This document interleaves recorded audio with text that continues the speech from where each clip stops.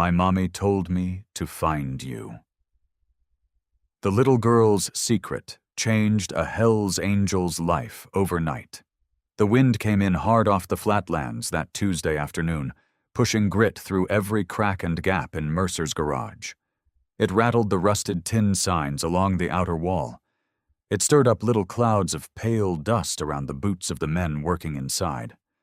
It made the whole building creak and groan like something alive and restless. Nobody paid it much mind. Mercer's garage was always loud, always moving.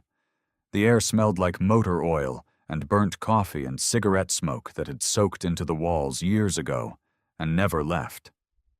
Classic rock poured out of a beat-up radio on the workbench, competing with the growl of engines and the clang of tools dropping on concrete. Big men in leather vests leaned over motorcycles or crouched beside trucks, arguing about carburetors and compression ratios and other things that had no gentle names. There were 6 men in the shop that afternoon, all of them scarred in different ways. All of them belonging to the kind of world that decent people crossed the street to avoid. And right in the middle of it all, underneath an old Harley Davidson that had seen better decades, was Jack Mercer. Only his legs were visible from the knees down. Worn boots, oil-stained jeans. He was working by feel, his hands already black with grease up past the wrists, turning a stubborn bolt loose with the kind of patient force that came from doing something so many times it became as natural as breathing. Before you continue listening, please let me know where in the world are you watching from today. Now, back to the story. Jack didn't talk much when he worked. He never did. The other men knew this. They gave him space the way you give space to a storm you respect. He was 45 years old, though he looked like a man who had lived twice that in hard years. His face was angular and weathered, cut through with lines that came from squinting into sun and wind and things that hurt. A thick beard, mostly dark but showing gray at the edges. Hands that were wide and scarred and strong. A Hell's Angel vest worn soft from years of use, the patches faded at the edges but still sharp enough to make strangers go quiet.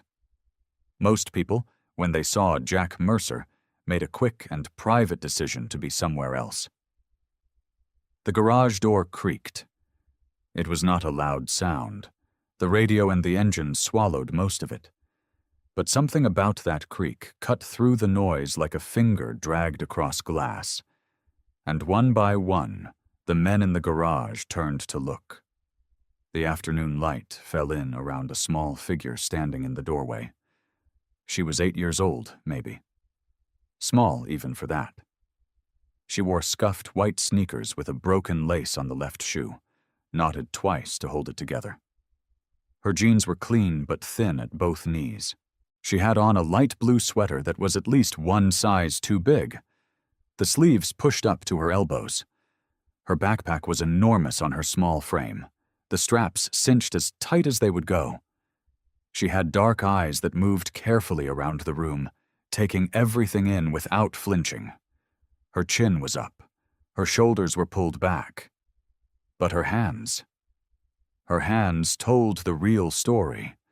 Both of them, pressed together in front of her, were clutching a photograph so tightly that the edges had bent inward against her palms. The laughter in the garage stopped. The radio kept playing. The wind kept pushing at the walls. But the men went quiet in a way that felt different from ordinary quiet. It was the kind of silence that comes when something catches everyone off guard at the same exact moment. The girl stepped fully inside. She looked at each man in turn. Her gaze moved from the bearded man near the toolbox to the heavy-set guy leaning against a truck, to the 2 men by the far wall, and then it settled. It settled on the pair of boots sticking out from beneath the Harley. She walked straight toward them. Her sneakers made soft little sounds on the concrete floor. Steady. She did not drift or hesitate. She walked like someone who had made up their mind a long time ago, and was just now arriving at the place the decision had always been leading. She stopped at Jack's feet.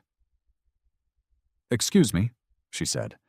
Her voice was small but clear, polite the way children are when they have been raised by someone who took manners seriously. Nothing happened for a second. Then the creaking sound of the rolling board beneath Jack shifted, and he slid out from under the Harley. He sat up slowly, reaching for the rag hanging from his back pocket, wiping his hands out of pure habit before he even looked at her. Then he looked at her. He said nothing. He said, just studied her the way a man studies something that does not belong where he found it. The girl held his gaze. "Are you Jack Mercer?" she asked. His eyes narrowed slightly. "Who's asking?" "My name is Lily," she said. "Lily Carter." She swallowed once. "My mommy told me to find you." The garage stayed quiet. One of the men shifted his weight. The radio played on, indifferent to all of it. Jack got to his feet slowly. He was tall. He was broad. Standing over this small girl, he looked like a different category of creature entirely. But Lily did not step back. He looked at the photograph in her hands. "What is that?" he said. Lily held it out toward him with both hands, the way you might offer something precious to someone you were not entirely sure was safe. Her fingers were trembling just slightly. Jack took it. He looked down at it, and the line of his jaw went rigid. It was old. The colors had faded toward yellow at the edges, the way photographs do when they have been handled often and stored somewhere warm for too many years. But the image was clear enough. A younger man stood on the left side of the frame. Long hair, a Hell's Angel vest beneath a torn jacket, a smear of blood visible on one cheek. He was looking at the camera like he did not fully understand why anyone was taking his picture. Beside him stood a teenage girl. She was slight, maybe 16, with dark eyes and an expression that was both tired and steady at the same time. Kind. That was the word that came up. Her eyes were kind. Jack stared at the photograph. He knew the man in it was him. The vest made that plain enough. But the girl... He turned over his memory slowly, looking for her face the way you look for something you dropped in a dark room. There was something. Rain. Headlights through rain. Pain that had gone sharp and then distant.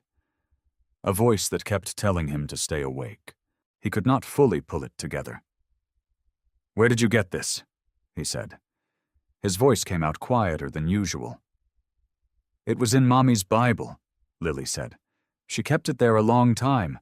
She always knew where it was." Jack looked up from the photograph. "Your mother," he said carefully. "Grace Carter." Lily nodded. "She went to work this morning and she fell down and they called an ambulance." Her voice was even and controlled in the way that children's voices get when they are fighting very hard not to cry. "She told me before she went. She said if anything bad ever happened, I should find you. She said to show you the picture so you would know." Jack said nothing. "She's at the hospital now," Lily continued. "I don't know which one. A neighbor lady drove me here." She paused. "There was a social worker at our apartment once before, when Mommy got sick the last time. She almost took me away." Lily's voice dipped on that last part, just slightly. "I don't want to go somewhere Mommy can't find me." The wind pushed hard against the garage wall. Jack looked back down at the photograph, at the girl with the kind eyes standing beside the bloody young man who had once been him. Something moved through his chest, cold and sudden, like a door opening onto winter air. He did the math without meaning to, fast and unwilling. 8 years old. The girl in the photograph looked about 16. 20 years.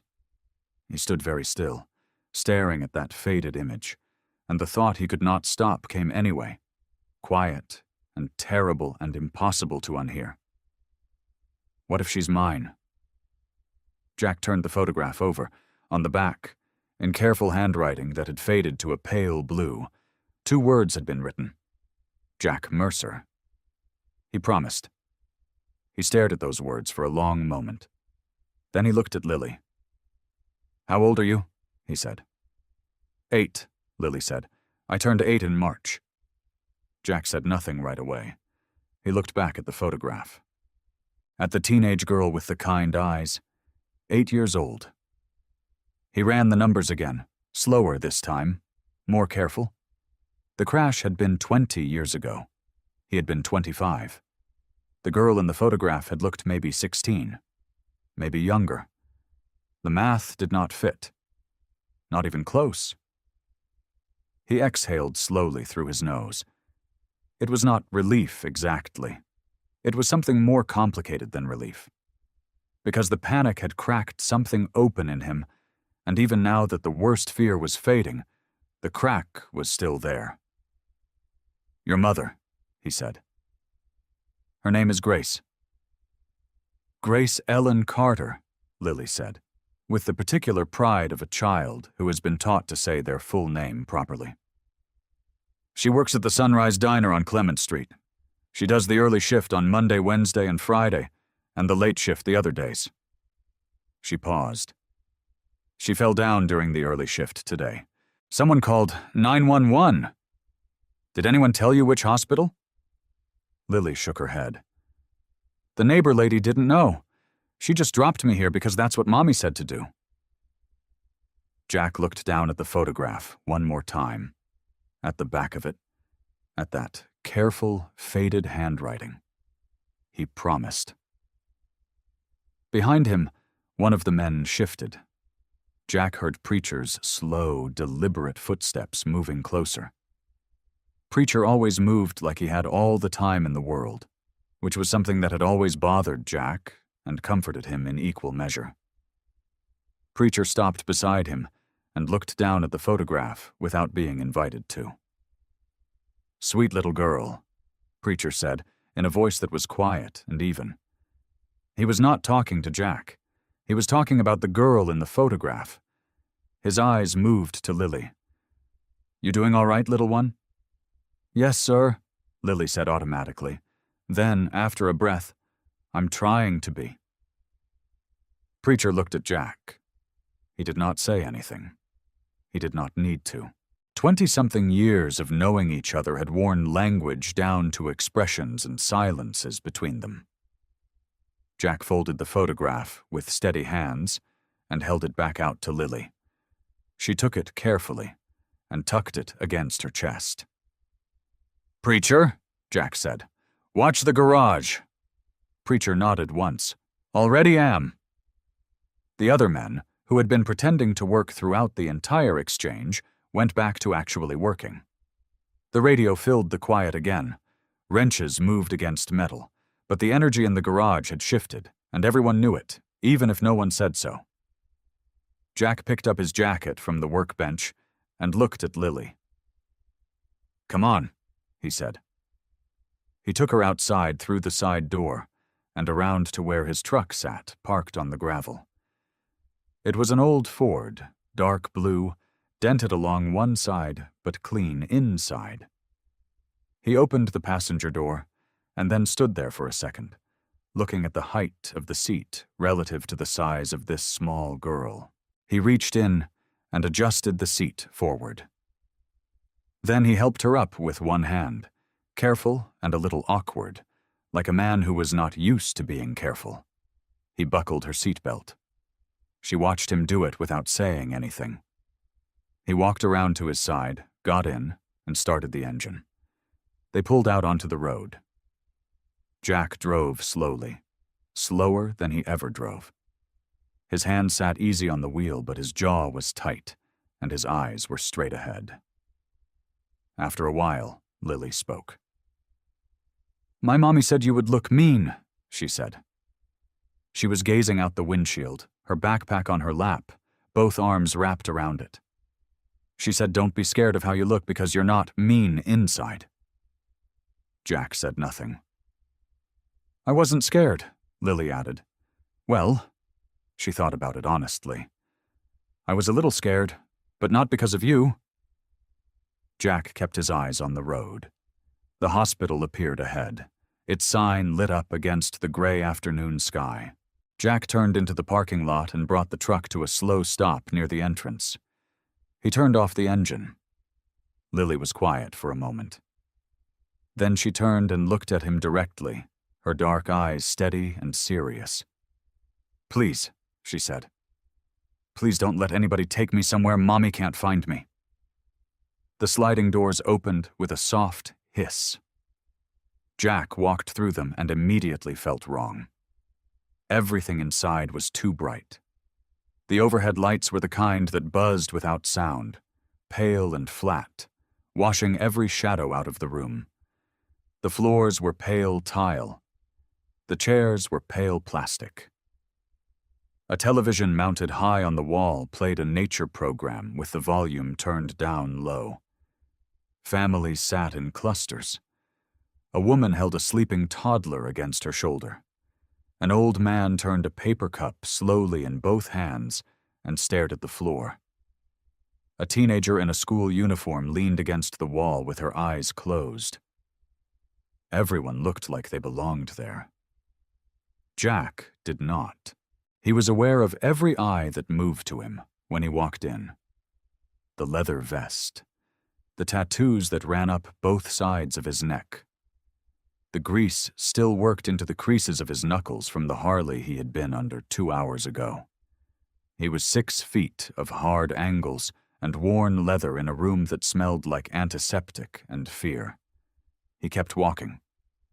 Lily stayed close to his side, her backpack still hugged tight against her chest. She did not seem to notice the stares. Or maybe she had gotten used to people staring at things that frightened them. Jack stopped at the reception desk. Before he could speak, a voice came from his left. "Lily?" It was a woman's voice, warm but careful. Jack turned. A woman was crossing the waiting room toward them. She was in her 60s, sturdy and steady on her feet, with short gray hair and a blue volunteer lanyard around her neck. Her eyes were fixed on Lily with the kind of recognition that meant she had seen her before. Lily looked up. "Mrs.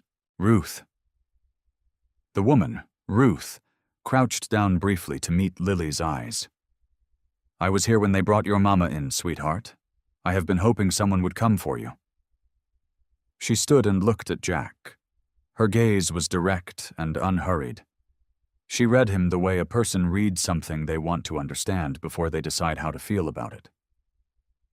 "And who is this?" "He's the man my mommy told me to find," Lily said. "His name is Mr. Jack." Ruth looked at Jack a moment longer. Then she said, "Come with me." She led them away from the waiting room and into a quieter corridor near the nurses' station. She stopped beside a row of plastic chairs and turned to face Jack with her hands folded in front of her. "Grace Carter collapsed this morning during her shift," Ruth said. "She has a heart condition. Not uncommon, but serious when it goes untreated, and from what her doctor is saying, it has been going untreated for a good while." She paused. Stress, exhaustion, skipping appointments she couldn't afford to keep. She has been running on empty for a long time, and this morning her body finally said enough. "Is she going to be all right?" Lily asked. Ruth looked at her gently. "She is stable, honey. She is resting. That is good news." Lily nodded slowly and pressed her lips together. She was working hard at not crying. Jack could see it in the way she breathed. Ruth looked back at Jack. "She is awake in short stretches. The doctor said brief visits only." Jack nodded once. Ruth studied him for one more moment. Then she stood aside and gestured toward the far end of the corridor. The room was small and dim compared to the bright waiting area. A monitor beeped steadily beside the bed. There were tubes and wires that Jack did not look at too long. Grace Carter was thin. That was the first thing he noticed. Thin and pale against the white pillow, with dark circles pressed deep beneath her eyes, and her hands resting open at her sides, like she had finally let go of everything she had been carrying. Lily crossed to the bed quietly and took her mother's hand. Grace stirred. Her eyes opened slowly. They found Lily first, and something in her face eased. Then she saw Jack. She looked at him for a long moment. Jack stood at the foot of the bed, still and silent, his hat in his hands. He said, "Is she mine?" Grace blinked. Her lips moved. "No," she whispered. Jack exhaled. Grace's eyes stayed on him. There was no confusion in them, only a deep, tired certainty, like a woman who had known this moment was coming and had simply been waiting for it to arrive. "You don't remember me," she said. It was not a question. "Tell me," Jack said. Grace closed her eyes for just a second. When she opened them again, her voice was quiet but clear. 20 years ago," she said, "a back road. The storm that came in from the north. You had gone off the side on your motorcycle." She paused to breathe. "I was 16. I was on my way home and I saw your headlight in the ditch. I almost didn't stop." Jack went very still. "But I did stop," Grace said. "You were bleeding badly. I tore my shirt and I held the wound. I prayed over you out loud because I didn't know what else to do. I stayed until the ambulance came." Jack said nothing. But something behind his eyes had changed, like a door that had been shut for a long time being pushed slowly open. "You were in and out," Grace said, "but at one point you looked at me. You said—" She stopped, swallowed. "You said if you made it, you owed me your life." The monitor beeped. Lily watched both of them without making a sound. "I kept the photograph," Grace whispered, "because I believed you meant it." She looked down at Lily's small hand in hers, then back up at Jack. "She has nowhere else to go." The room was quiet, except for the monitor. Jack stood at the foot of the bed and looked at Grace Carter the way a man looks at something he has been carrying without knowing it. 20 years. He had carried the weight of that night on the back road for 20 years, and he had never once been able to put a face to it clearly. Just rain. Just pain. Just a voice praying in the dark. And here she was, thin and pale and hooked to a machine, with her little girl's hand wrapped around her fingers. "I remember the praying," Jack said. His voice came out rough. "I couldn't see you well, but I remember that." Grace gave him a faint smile. It used up some of her energy just to do it. Lily looked up at her mother. "You prayed for Mr. Jack?" "I did," Grace said softly. "Did it work?" "He's standing here, isn't he?" Lily considered that and nodded like it was perfectly reasonable. Ruth appeared at the doorway. She gave Jack a brief, careful look, and then spoke gently to Grace. "They need to run more tests this evening," Ruth said. "The doctor wants blood work, an echo of the heart, and they may need to do a small procedure depending on what they find. You are going to be here at least a few days, Grace, possibly more." Grace closed her eyes. When she opened them, the tired pride on her face was painful to look at. "I haven't sorted out the deposit," she said quietly. "I was going to call the billing office in the morning. She stopped. Her jaw tightened. "I can manage it." Ruth said nothing. She had clearly heard those words before from people who could not manage it. "And Lily," Grace said. Her voice dropped lower. "I need to know Lily is somewhere safe, not a placement, not a stranger's house." She looked at Jack directly. I need to know she is with someone who—" "She is," Jack said. Grace watched him. "She is not going anywhere," he said. Grace looked like she wanted to believe him, but was too exhausted to fight both her body and her hope at the same time. "I don't need charity," she said. "I just need a little time." Jack pulled a chair close to the bed and sat down. Not because he was comfortable, but because he wanted to be at eye level with her when he said what came next. He rested his forearms on his knees and looked at her straight. "Every breath I have taken for 20 years, he said, "started after you crawled into that ditch." His voice was low and even. "I am not handing you charity, Grace. I am paying a debt I have owed since I was 25 years old, and too busted up to even say thank you properly." Grace looked at him for a long time. The monitor beeped steady between them. She nodded. Just once. But it meant something. Jack stood and walked out to the nurse's station. He paid the hospital deposit without discussion, gave Ruth his cell number, and asked her to make sure Grace's care team had a direct line to reach him. Ruth took the number without comment, though her expression had shifted slightly. Something in it had gone from cautious to thoughtful. He stepped into the corridor and called Preacher. "Need you to go to Grace Carter's apartment," he said. "On Birch. Get Lily's clothes. Anything that looks important. Papers, school stuff. Whatever looks like it matters." He heard Preacher pause on the other end. Then a quiet, "On my way." Jack went back to the waiting room. Lily had climbed into one of the plastic chairs with her backpack in her lap. By the time Jack sat down beside her, her head had drifted sideways and come to rest against his leather vest. Her breathing slowed. Her hands went soft around the backpack straps.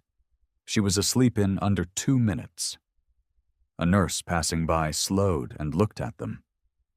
She smiled quietly. "Looks like she found the right man." Jack looked down at the little girl sleeping against his shoulder. "No, ma'am," he said. "She found the man who owed her mother." The call came in at 7:30. Jack had just walked back from the vending machine with a pack of crackers for when Lily woke up. He looked at Preacher's name on his phone and answered it. "Talk to me." "Got a problem?" Preacher's voice was steady, but there was something underneath it. "Lock's been changed. There's a notice on the door. Hargrove. You know that name?" Jack knew it. Dale Hargrove was the kind of man who wore pressed shirts to town meetings and smiled at the right people. He owned several rental properties on the south side of town, the kind of properties where people paid too much for too little because they had no other options. His name came up now and then at the garage, usually from someone who had been threatened with eviction over something small. "Don't touch anything," Jack said. "I'm coming." He found Ruth near the nurse's station and told her he needed an hour. Ruth looked at him with her arms crossed and one eyebrow raised. "Lily is still asleep," she said. "I will sit right beside her." Jack was already moving toward the exit. Birch Street was a 10-minute drive. Jack made it in 7. He pulled up to a narrow 2-story building with peeling trim and a parking lot full of cracks. Preacher was standing outside the ground-floor apartment with his hands in his jacket pockets, looking at a paper taped to the door. Jack stepped up and read it. The notice was dated that afternoon. It cited unpaid rent, 3 weeks overdue. Below that, in careful typed language that seemed designed to sound official, it stated that a welfare check had identified conditions inside the apartment that were unsuitable for a minor child. At the bottom, Dale Hargrove's name was printed in bold above a signature that looked like it had been signed slowly and on purpose. Jack's jaw tightened until it ached. "He called social services," Preacher said. "I see that." "Whole thing was already done before Grace hit the hospital floor, by the looks of it. Jack put one hand flat on the door. He stood there for a moment, just breathing. He did not hit the door. "Find the building manager," he said. Preacher was already walking. Dale Hargrove arrived 12 minutes later in a clean gray sedan. He stepped out in a pressed collar shirt and dark trousers, and he walked toward the apartment with the particular confidence of a man who believed the whole world was arranged to agree with him. He looked at Jack and offered a thin smile. "Mr. Mercer," he said, "I figured you might show up." Jack said nothing. "I want you to know this is nothing personal," Dale said pleasantly. "Ms. Carter is a tenant in default. The apartment was flagged after I conducted a routine inspection. I have a responsibility to the building and to the community." He glanced at Preacher coming back across the lot with an older man in a flannel shirt. "Whatever you think you're doing here, the legal process is already in motion." Preacher handed Jack a spare key from the building manager, who stood slightly behind Preacher looking nervous and sorry at the same time.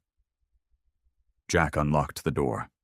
The apartment was small and dim and very clean.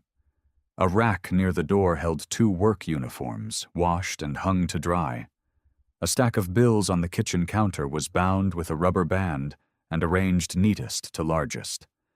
The refrigerator held a half-gallon of milk, 2 eggs, a block of cheese, and a child's drawing held on with a magnet that said, "Mommy is the best cooker."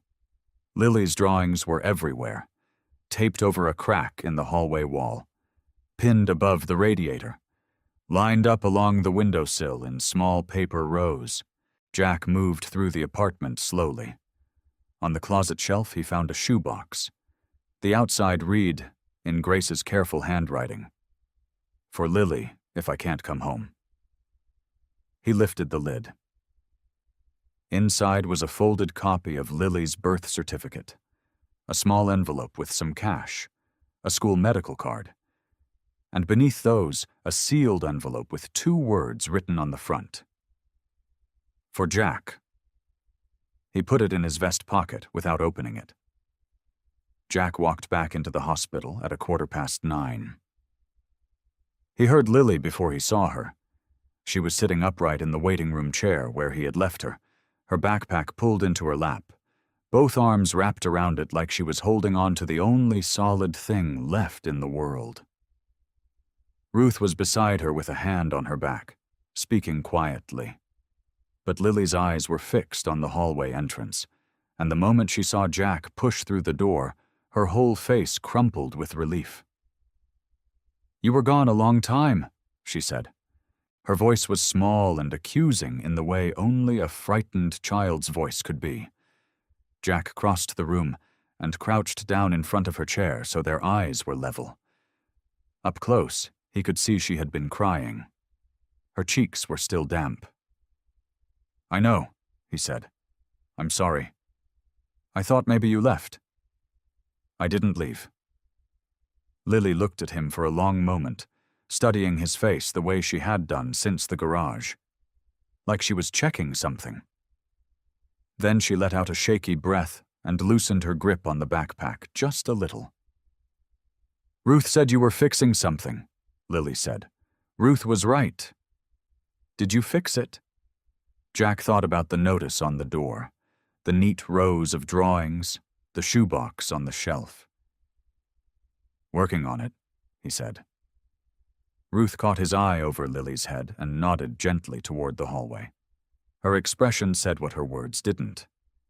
Grace was awake and asking for him. Jack straightened up. He told Lily he would be right down the hall, no further. He told her Ruth was going to sit right there, and that there was a vending machine if she wanted something else to eat. Lily made him promise twice before she let him go. Grace's room was dim and quiet.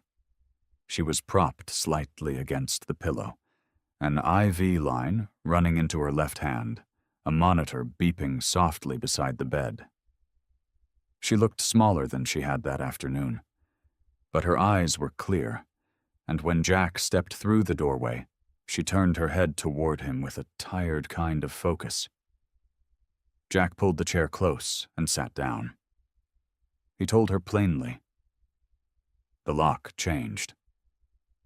The notice on the door. Dale's name on the paperwork.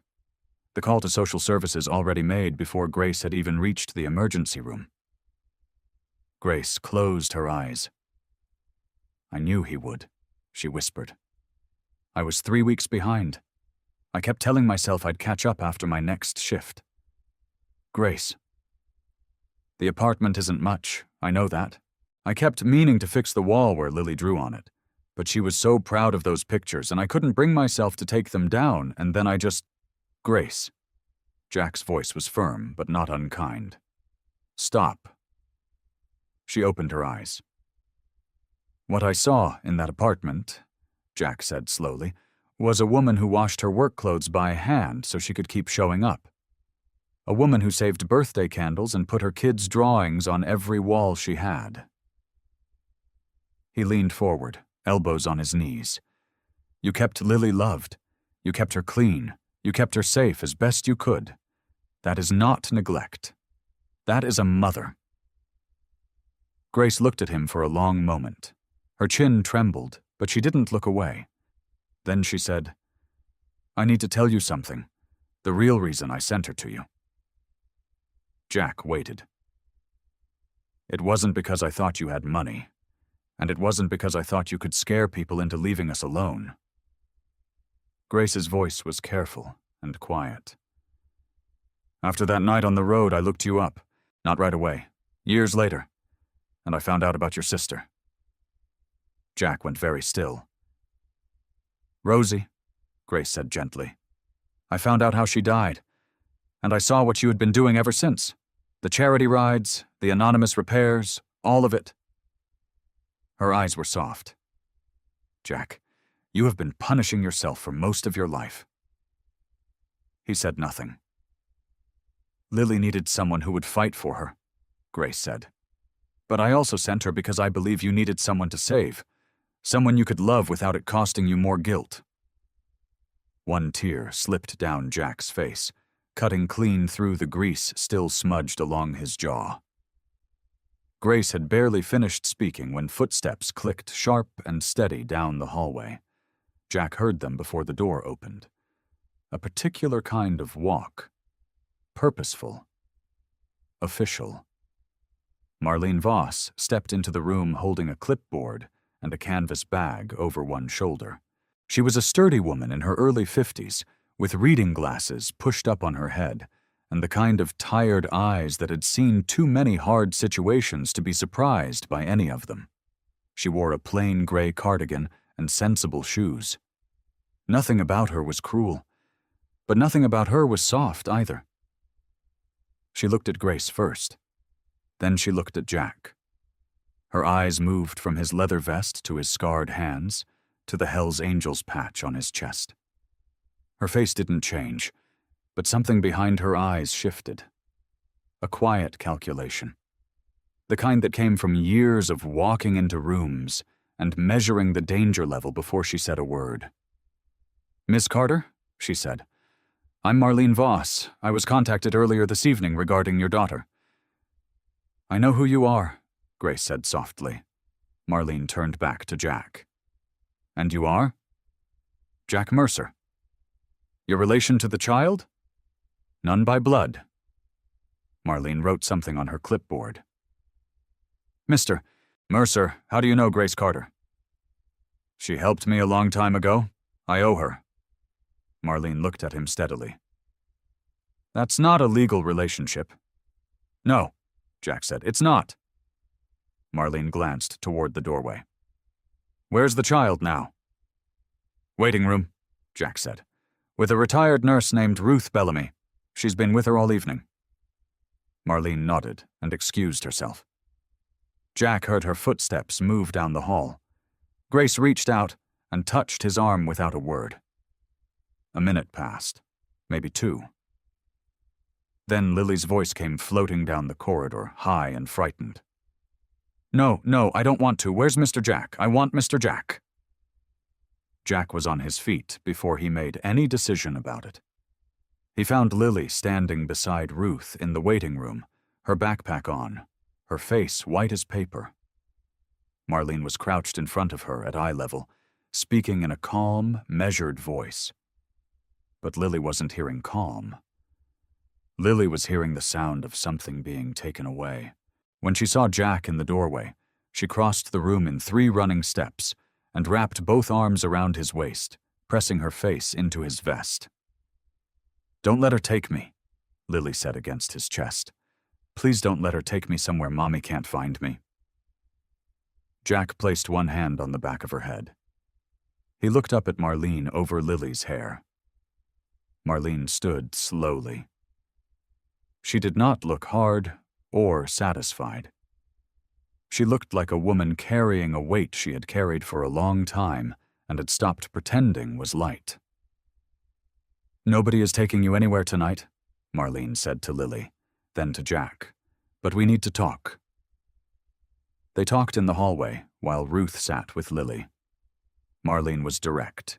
She had been contacted by a Dale Hargrove, who claimed the child was living in an unsafe environment and that an unrelated male with a criminal history had taken possession of her. She was not here to punish anyone, she said. She was here to make sure Lily was safe. Jack told her about Grace, about the crash, about the promise. He kept it short and plain. Marlene listened without interrupting. When he finished, she said, "Mr. Mercer, a promise made 20 years ago does not constitute a care arrangement under state guidelines. I understand the history you're describing, but I still have a child without a legal guardian present, and a mother who cannot care for her tonight." She paused. "I need Ms. Carter's written consent naming you as emergency caregiver, and even with that, I will need to see your home by morning. I need to know Lily will have proper supervision, a safe place to sleep, and a responsible support system around her. Without those 3 things, I have no choice but to place her temporarily elsewhere." Jack wanted to argue. He could feel the argument pressing up behind his teeth, hot and ready. But then Lily appeared in the waiting room doorway, still clutching her backpack straps, watching him with eyes that were terrified and trusting at the same time. She wasn't crying. She was trying not to. Her chin was doing that small, brave quiver that meant she was holding herself together by a thread and doing it for him. He swallowed the argument whole. "Give me until morning," he said. Marlene looked at him for a long moment. "I'll be at your address at 8 o'clock. Grace gave written consent from her hospital bed 20 minutes later. Her hand was shaking, but her signature was clear. Jack walked out of the hospital at 11:47 at night. The parking lot was cold and quiet. His boots scraped the asphalt as he stopped beside his truck, pulled out his phone, and stood for a moment looking at the dark sky above the tree line. Then he called Preacher. "I need you," Jack said. "Tonight. Bring whoever's trustworthy."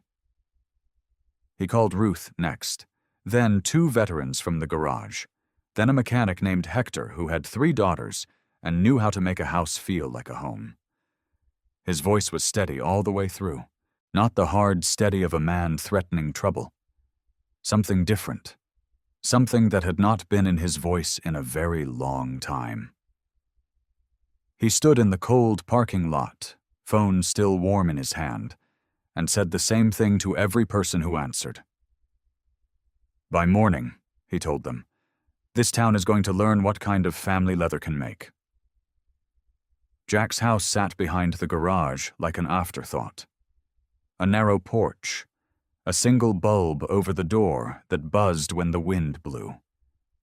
3 rooms and a bathroom that had never once been decorated, only used. He unlocked the front door and stepped aside so Lily could walk in first. She stood in the doorway with her backpack still on and looked around slowly. The living room had 1 chair beside a lamp. The kitchen had 1 plate on the counter and a coffee mug in the dish rack. The walls were bare. No pictures, no curtains, just white paint going yellow at the edges. Lily turned in a slow circle, taking it all in. Then she said, very quietly, "It sounds lonely." Jack looked at the room the way she was looking at it. For the first time in years, he saw it. Not just a space to sleep and eat, a life with all the warmth wrung out of it. A place that said, without a single word, that the man who lived here had decided long ago he did not deserve anything soft. He cleared his throat. "It's clean," he said. Lily nodded politely, but her eyes stayed sad. Ruth arrived 10 minutes later, headlights sweeping the driveway. She came through the door carrying a paper bag and looked at the bare walls with an expression she was kind enough not to say out loud. "Where will Lily sleep?" she asked. "My room," Jack said. Ruth looked at him. "And you?" "Hallway." Ruth pressed her lips together in the way people do when they want to say something, but decide the moment isn't right. Then she set her bag on the counter and got to work. By 12:30, the sound of boots and engines filled the driveway. Preacher came in first, carrying 2 grocery bags in each hand, moving like a man who had done difficult things at midnight before, and had made his peace with it. Behind him came Hector, a broad mechanic with a quiet face, carrying a rolled-up blanket and a pillow under each arm. A veteran named Moose ducked through the doorway, holding something carefully in both hands, the way a person carries something that matters. It was a nightlight, shaped like a crescent moon, pale yellow, with a small chip on one side. "Belonged to my granddaughter," Moose said, looking at the floor. "She's too old for it now. Figured it shouldn't just sit in a box." Nobody laughed. Nobody made it into anything. A younger biker named Trey set a plastic shopping bag on the table without saying much.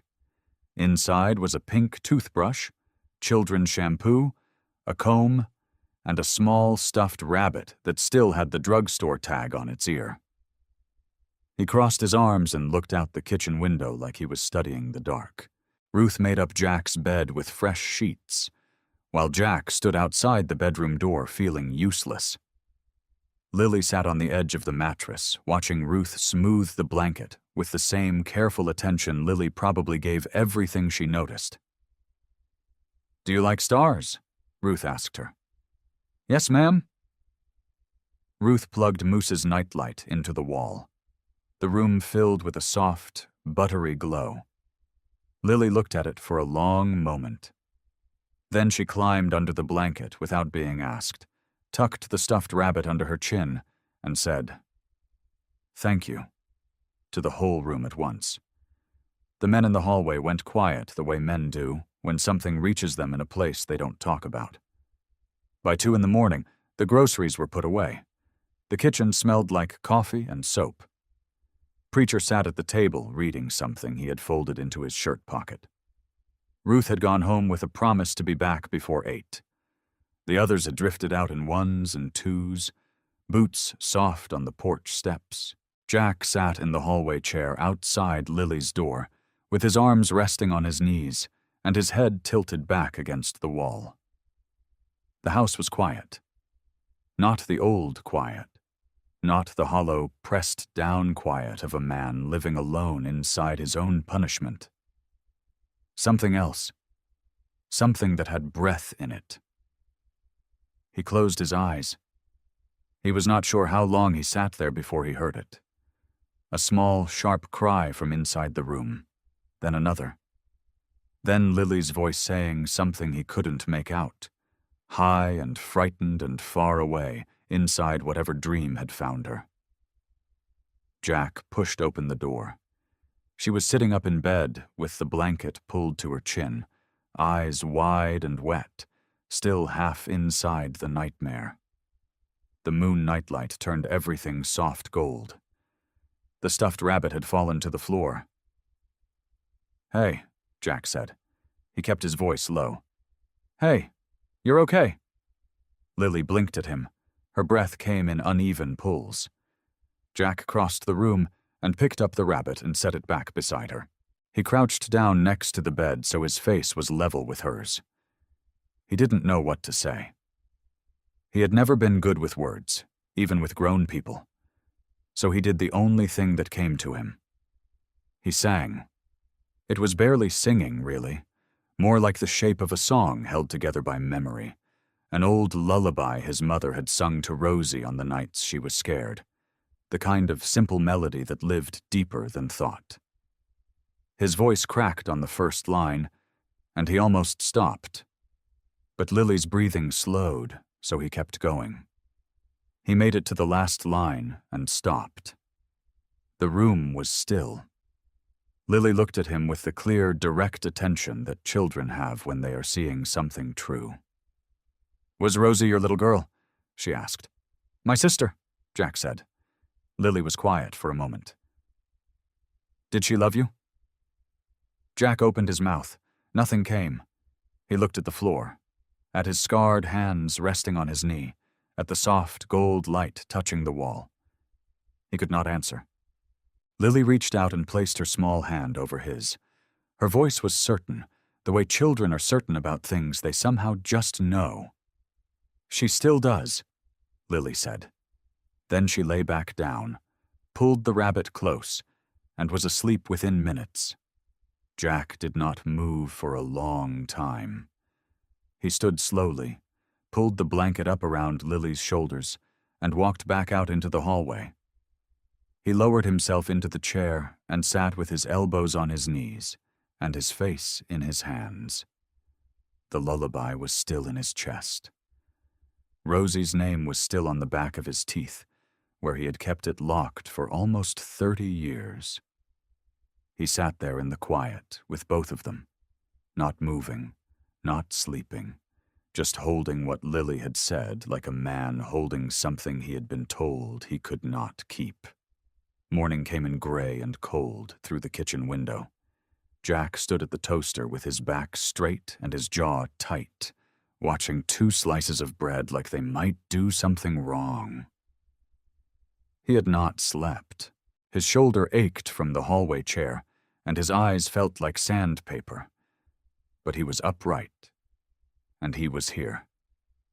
And that was what mattered. Lily sat at the kitchen table in yesterday's clothes, her hair tangled from sleep, the stuffed rabbit sitting beside her on the chair like a guest. Ruth stood behind her with a wide-toothed comb, working through the knots with the careful patience of someone who had done it 1,000 times before. "Hold still, sweetheart," Ruth said softly. "I'm holding still," Lily said. "You're wiggling." "Only a little."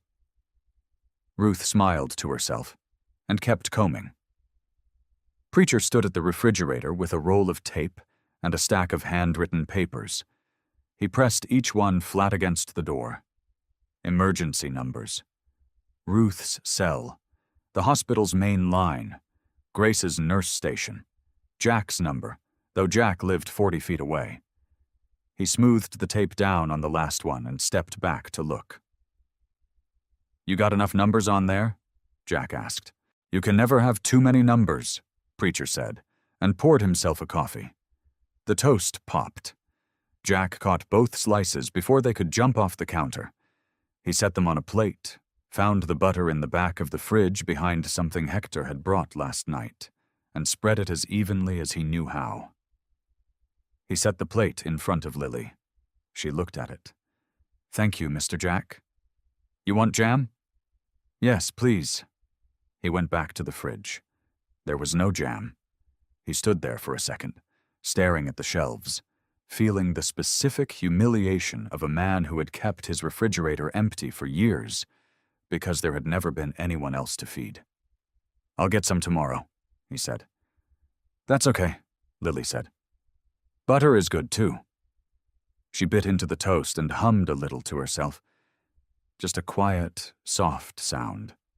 An old hymn. Jack recognized it but could not name it. He stood at the counter and drank his coffee and watched her eat. Marlene Voss arrived at 8 o'clock exactly. Not 1 minute early, not 1 minute late. She knocked twice and waited on the porch with a canvas bag over one shoulder and a clipboard held flat against her chest. Jack opened the door in a clean shirt he had found in the back of the closet. He had washed his hands twice. Marlene looked at him, then past him at the kitchen, where Ruth was putting the comb away and Preacher was straightening the papers on the refrigerator. "Good morning," she said. Her voice was even and gave nothing away. "Morning," Jack said. "Come in." She came in. She was thorough.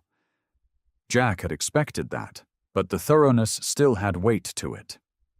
She checked the bedroom first, moving through it quietly, looking at the made bed, the nightlight still glowing in the socket, the clean surface of the dresser, the window latch. She checked the bathroom for cleaning supplies stored within a child's reach, and looked at the toothbrush and the shampoo Ruth had arranged on the edge of the sink. She opened the refrigerator without asking, and noted what was inside. She looked at the emergency contact sheet Preacher had taped up. She asked about the sleeping arrangement, and Jack explained he had taken the hallway chair. She wrote something down. She asked who would be with Lily during garage hours. Ruth raised her hand calmly and explained her nursing background and schedule. Marlene wrote that down too. Then she turned to Jack. "I have some questions," she said. "Just for you." Preacher quietly moved to the far side of the kitchen. Ruth found something to tidy near the sink. "Does Lily have any allergies?" Marlene asked. Jack opened his mouth, closed it. "I don't know." "What school does she attend?" He looked at Lily, who was watching him from the table. "I don't know that either." "Her pediatrician's name?" Silence. "Her bedtime?" Nothing.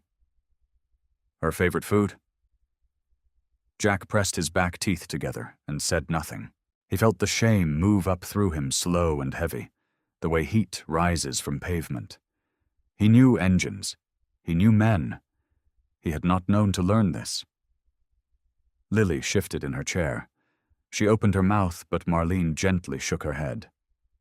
"It's all right, Lily," Marlene said, not unkindly. Jack looked at the table. His jaw was hard, but not from anger. It was from something closer to the feeling he imagined a man had when he was finally, honestly wrong, and he knew it, and there was no one to blame for it but himself. He looked up at Marlene. "Do you have a notebook?" he asked. Marlene blinked. Just slightly. A small crack in the professional stillness. She reached into her canvas bag and pulled out a small spiral notebook and held it out to him. Jack took it. He uncapped the pen from the top and looked at Lily. "What are you allergic to?" he asked her. "Penicillin," Lily said, "and sometimes cats make my eyes itchy." He wrote it down. Both of them. He looked at Ruth. "What else do I need to know?" Ruth pulled out her own chair and sat down across from him, and for the next 20 minutes she gave him everything she knew. Lily's school name, the cross street it was on, the teacher's name, the time the bell rang in the morning and the afternoon. Grace's doctor. The asthma inhaler kept in Lily's backpack, the one Marlene had not asked about yet, but would. Bedtime at 8:30. Lily hated the dark before the nightlight, but wouldn't say so. She was afraid of loud sirens. She did not like meat that still looked like it used to be an animal. Jack wrote all of it. His handwriting was large and uneven, but it was careful. He did not rush.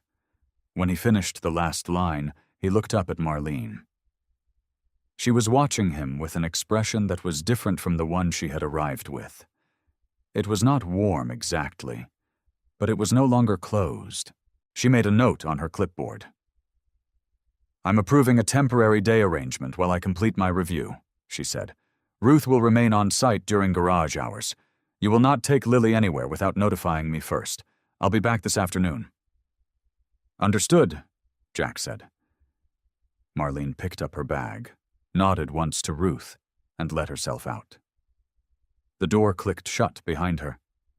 Jack looked down at the notebook in his rough, scarred hands. He looked at the words he had written in his uneven script. Penicillin. 8:30. Afraid of sirens. Don't let it look like an animal. Strength had never been his problem. He had always had enough of that. It was this that had been missing. The small, patient, steady work of actually knowing someone. Of paying attention not because it was useful, but because they were worth it. He closed the notebook carefully and set it on the table where he could find it. Jack checked the seatbelt twice. Lily sat in the back seat of the truck and watched him tug on the strap across her chest with patient, serious eyes. She did not say anything. She just let him do it. "Too tight?" he asked. "No, sir." He stepped back and looked at the bag Ruth had packed for her. Small water bottle, a sleeve of crackers in a zip bag. Lily's sweater folded on top because the hospital always ran cold. And there, tucked into the front pocket of Lily's backpack, the corner of the faded photograph showing just enough to tell him it was safe. He nodded once and closed the truck door. Preacher was already in the passenger seat. Ruth had her own car and would follow behind. Jack had called the hospital before they left and confirmed Grace was awake and asking about Lily. He drove carefully, both hands on the wheel, not because anyone told him to, but because Lily was in the truck. The hospital lobby smelled like antiseptic and recycled air. A television in the corner played a morning news program nobody was watching. Jack held the door, and Lily walked through in her sneakers with the fraying laces, backpack pulling at her small shoulders. And the moment the elevator opened on Grace's floor, and Lily saw the room number on the wall, she ran. Not wild, not loud. Just a child running the only direction that made sense to her. Jack stayed in the hallway. Through the small window in the door, he could see Grace push herself up against the pillow, could see the way her face changed when Lily came through the door. Grace opened her arms, and Lily climbed up onto the edge of the bed and pressed her face into her mother's neck.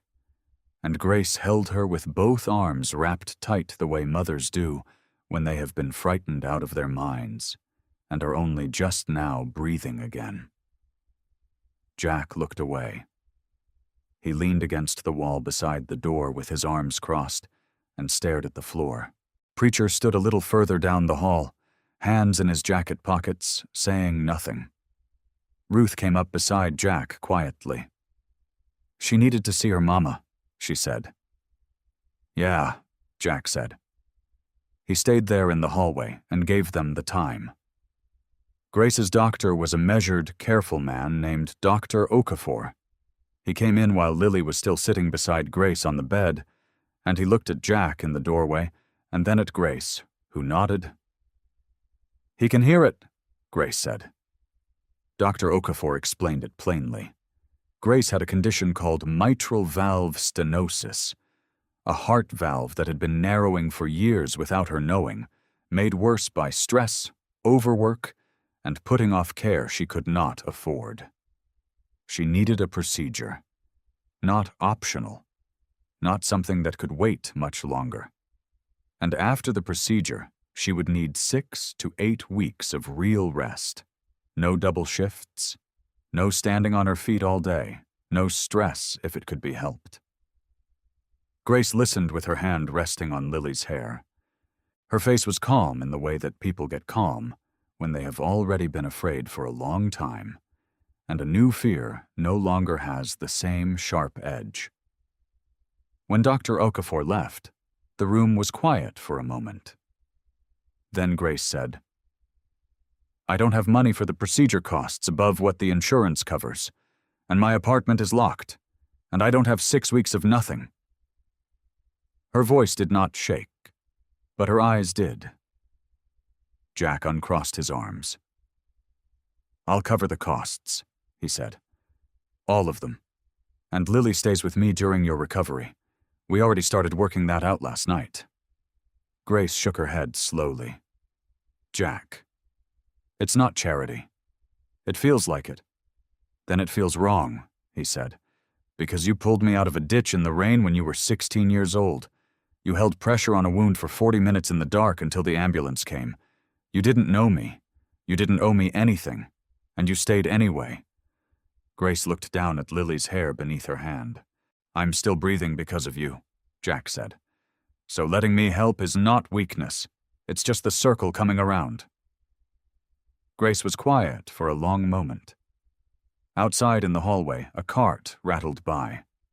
Somewhere down the ward, a monitor beeped steadily. All right, she said finally. Her voice was soft, but it was settled. But I need something from you first. Jack waited. Promise me you won't use threats to fix my problems, she said. No scaring people, no showing up somewhere with your fists ready. Whatever Dale does, whatever anybody does, you handle it clean. She looked at him directly. Can you promise me that? Jack held her gaze. He thought about Dale's smug face at the apartment door. He thought about the locked lock and the taped notice, and the way Dale had smiled while Lily was afraid. Then he thought about Lily's voice in the hallway of that apartment building. Mommy says you don't hit people who are already small inside. Yeah, Jack said. You have my word.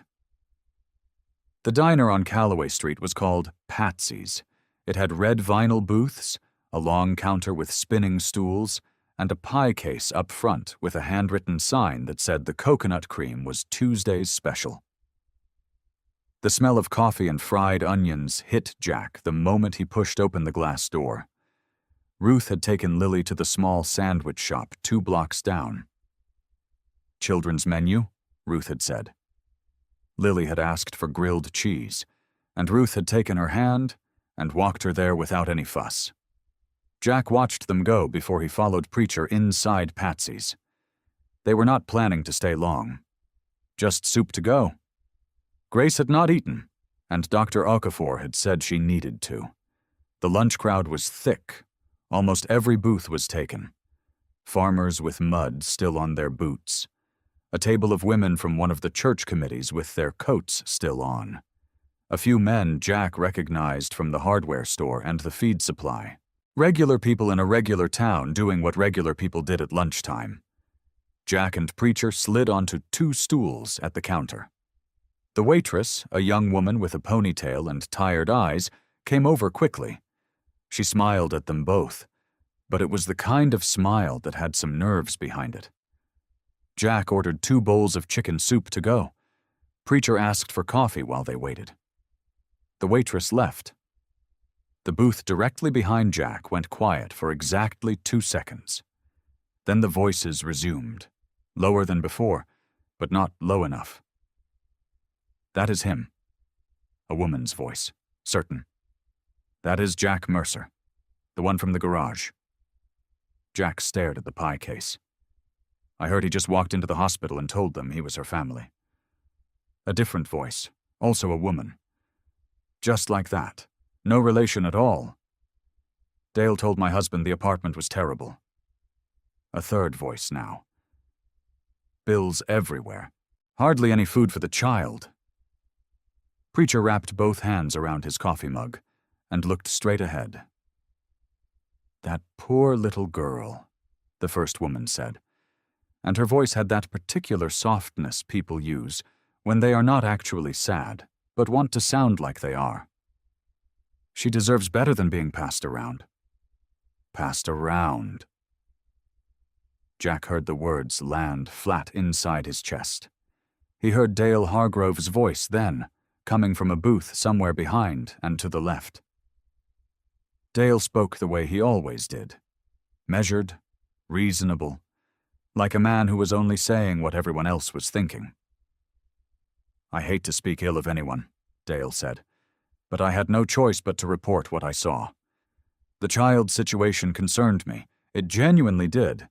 And now I hear she is staying with Jack Mercer. A pause. I just hope the authorities are keeping a close eye on things." "Concerned," Preacher said under his breath, very quietly, just for Jack. Jack said nothing. He kept his eyes on the counter. He breathed in slowly. He thought about Grace's voice. "Promise me you won't use threats to fix my problems." He thought about that, and he held on to it like a handhold on a steep wall. The soup came in 2 paper bags with lids on the containers. Jack paid in cash and left a tip that was more than the bill. He and Preacher stood and turned for the door. That was when the bell above the entrance jingled, and Ruth came in holding the door open, and Lily walked in ahead of her with a small paper bag from the sandwich shop and a juice box and her backpack on her shoulders. Lily's eyes found Jack right away. But she had walked past 2 booths before she slowed. Jack watched her face. Watched the way her eyes moved sideways just slightly, the way children do when they know they are hearing something about themselves. She stopped in front of him and looked up. "Mr. Jack," she said quietly, "do people think I am bad because you are helping me?" The diner was not fully silent, but it was close. Jack felt the heat rise straight up through his chest. He thought about Dale's voice, about the word passed around, about the women in the booth who had called Grace's apartment terrible. Then he looked at Lily's face. He bent down on one knee right there on the black and white tile floor so he was level with her eyes. "No," he said. "People who are scared sometimes say loud things. That does not make those things true. And it does not make you anything except what you already are." "What am I?" Lily asked. "A brave girl," Jack said, "whose mama loves her so much she kept a promise alive for 20 years. Lily looked at him for a moment. Then she gave a small nod, like she was filing that answer somewhere safe. Jack stood up. He held out his hand. Lily took it. And Jack walked her straight out through the front door of that diner. Not through the back. Not with his head down. He pushed the glass door open, and they stepped out together onto the sidewalk in the plain afternoon light, hand in hand, and he did not look back once at the people still watching through the window. The apartment smelled like lavender dish soap and old radiator heat. Jack stood in the doorway for a moment before stepping inside. The afternoon light came through the kitchen window in a long, pale strip and landed across the linoleum floor. It was quiet in a way that felt respectful. Like the rooms knew their owner was not home and were waiting patiently for her return. Ruth moved with purpose. She had brought 2 paper grocery bags and a small accordion folder she kept in her car for exactly this kind of situation. She had done this before, Jack understood, helped people gather the pieces of their lives when the pieces were scattered by something sudden and cruel. Preacher followed them in and pulled the door nearly shut behind him. "I will start with the kitchen drawer," Ruth said. "People keep important things in kitchen drawers." She was right. The first drawer beside the sink held a rubber-banded stack of rent receipts, written out by hand on duplicate paper, the kind you got from a carbon copybook. Every receipt had Grace's signature and Dale Hargrove's name printed at the top in neat block letters. The dates went back 14 months. Every single month, paid. Jack held one up and looked at it. "She was not behind," he said. Ruth took the receipt from him gently and placed it into the accordion folder without a word. But the line of her mouth was firm. The medical bills were in a shoebox on the closet shelf, sorted by date with a rubber band around each stack. There were notes in Grace's handwriting on the backs of some of them. Small reminders to herself. Call about payment plan. Ask Dr. Okafor about generic. Check if Lily's inhaler is covered. Not panic, not chaos. Planning. A mother doing careful arithmetic with not enough numbers to work with. Preacher found the maintenance requests in a folder tucked beside the stove. There were 7 of them, each one a written note addressed to Dale Hargrove in Grace's careful printing. One about the heat going out in January, 2 about the kitchen plumbing, 1 about a broken window lock in Lily's room that Grace had written about 3 separate times, each note more urgent than the last. Preacher read the 3rd one aloud, quietly. Mr. Hargrove, the lock on my daughter's bedroom window still has not been repaired. I am writing again because her safety matters. Please respond. Nobody spoke for a moment after that. Lily's drawings were still taped to the walls. Crayon suns and stick figure families, and one that showed a woman with brown hair and a little girl with pigtails standing in front of a small house with a big red door. The woman had her arms wide open. The little girl was running toward her. Jack looked at that drawing for a long moment, and then looked away. Ruth moved into the small living room and found the Bible on the end table beside the couch. It was worn soft at the corners, the cover held together with a strip of clear tape that had yellowed over time. Ruth opened it carefully, the way you would handle something that belonged to someone else's faith. A folded envelope slipped out from between the pages and fell onto the cushion. Ruth picked it up. She turned it over. On the front, in faded ink, were 5 words written in Grace's hand. For the man from the road. Ruth looked at Jack. Jack crossed the room and took the envelope. It was sealed. He turned it over in his hands. The paper had softened with age like it had been handled many times, and then set back in the same careful place. Do not open it, Ruth said. Not as a command, as something gentler than that. Jack slid the envelope into the inside pocket of his vest, against his chest. His phone buzzed. Grace's number. He stepped out into the narrow hallway and answered it. Grace's voice was quiet and a little thin from the hospital bed, but steady.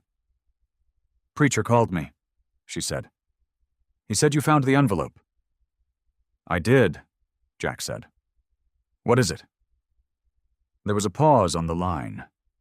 Not a long one. After your crash, Grace said slowly. After you recovered, you went back to that hospital. You left money at the nurse's station. Cash in an envelope.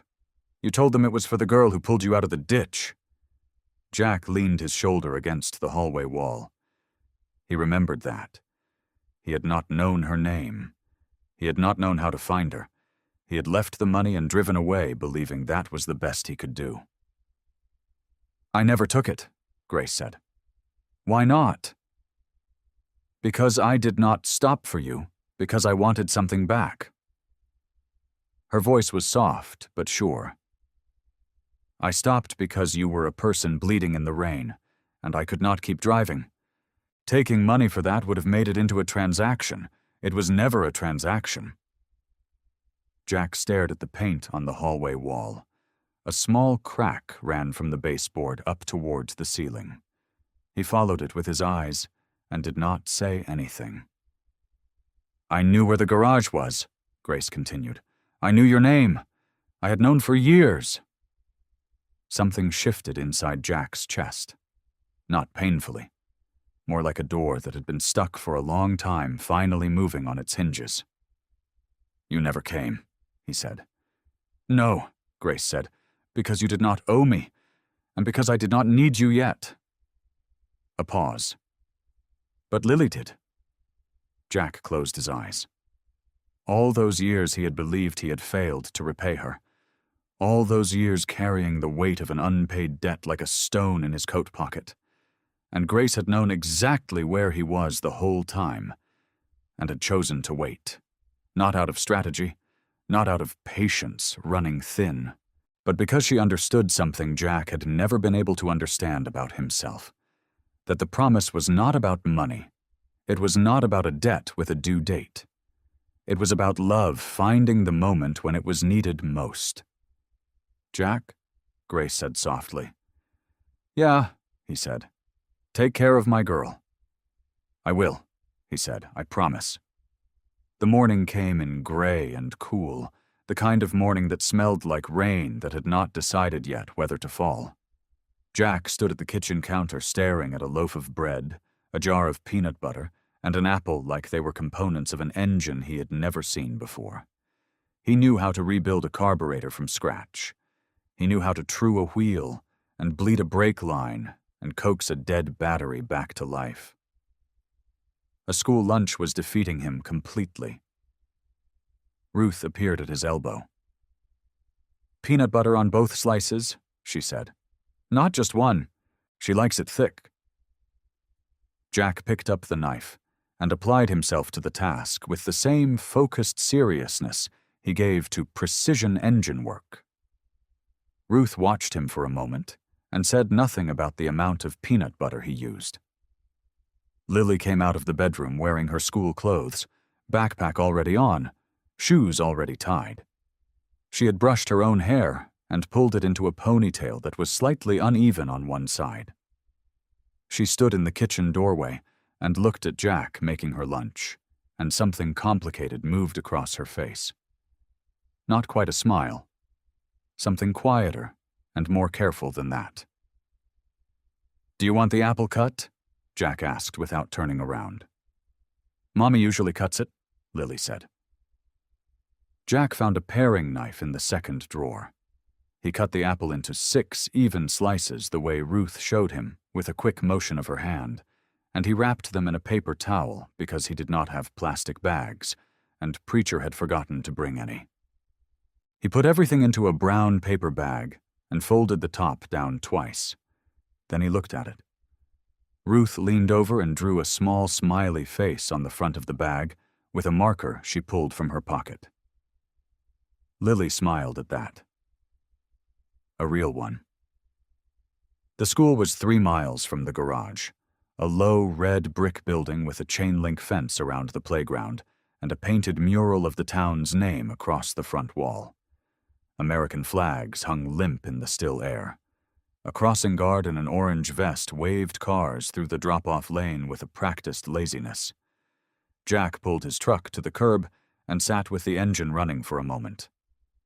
Lily had been quiet the whole drive. She held her backpack straps with both hands and watched the other children moving through the front doors in clusters. She did not move to get out. "You think they know?" she asked. "Some of them might know something," Jack said honestly, because Lily was not a child who did well with comfortable lies. He had figured that out quickly. But knowing something and understanding something are different things. Lily chewed her bottom lip. "What if they are mean about it?" "Then you come find me," Jack said. "I will be right here at 3 o'clock. She looked at him once, just a quick sideways look, and then she opened the door and climbed out. He watched her walk through the front entrance without looking back. He was still sitting in the parking lot at recess. He had not been able to make himself drive away. He could see the playground from the far end of the lot if he leaned forward a little. He told himself he was not watching. He was just parked. Then he saw Lily walk away from a group of children and sit down by the fence alone, pulling her knees to her chest and looking at the ground. A boy stood nearby, talking to 2 others, glancing toward Lily with the easy cruelty that children sometimes aimed at whoever was already hurting. Jack was out of the truck before he had fully decided to move. He got to the fence and crouched down on the outside of it. "Hey," he said quietly. Lily looked up. Her eyes were red at the edges but dry. She was working hard at keeping them that way. "What did he say?" Jack asked. Her chin dipped. "That I live with a criminal." The word landed in Jack's chest like a stone dropped into still water. He felt the ripple move through him. His jaw tightened. Every instinct he had was pointing him toward the school's front door and the kind of conversation that ended with people backing up against walls. He breathed out slowly through his nose. What would your mommy want me to do right now? He asked. Lily looked at him for a long moment. Then she said, Use your big voice for good. The principal's name was Mrs. Diane Farrow, and she had the measured, careful expression of a woman who had managed school crises long enough to recognize the different kinds. She looked at Jack standing in her office doorway in his leather vest and work boots, and she went very still. Jack took off his sunglasses and held them in one hand. My name is Jack Mercer, he said. I am looking after Lily Carter while her mother is in the hospital. I am not here to cause a problem. I am here to ask for two things: privacy for Lily and kindness. He said it calmly. No edge in his voice. No weight behind the words beyond the plain meaning of them. Mrs. Farrow studied him for a moment, and then something shifted in her expression. Subtle, like a small adjustment in the light of a room. Mercer, she said slowly. Jack Mercer. Yes, ma'am. She was quiet for a moment. Then she stood and moved to the window that looked out over the parking lot, and when she turned back, her eyes were soft in a way that surprised him. 3 years ago, she said, someone repaired the wheelchair ramp at my house on a Sunday morning. My husband had been in a chair for 2 years by then. The ramp the county built was wrong, too steep. He could not get out on his own. She paused.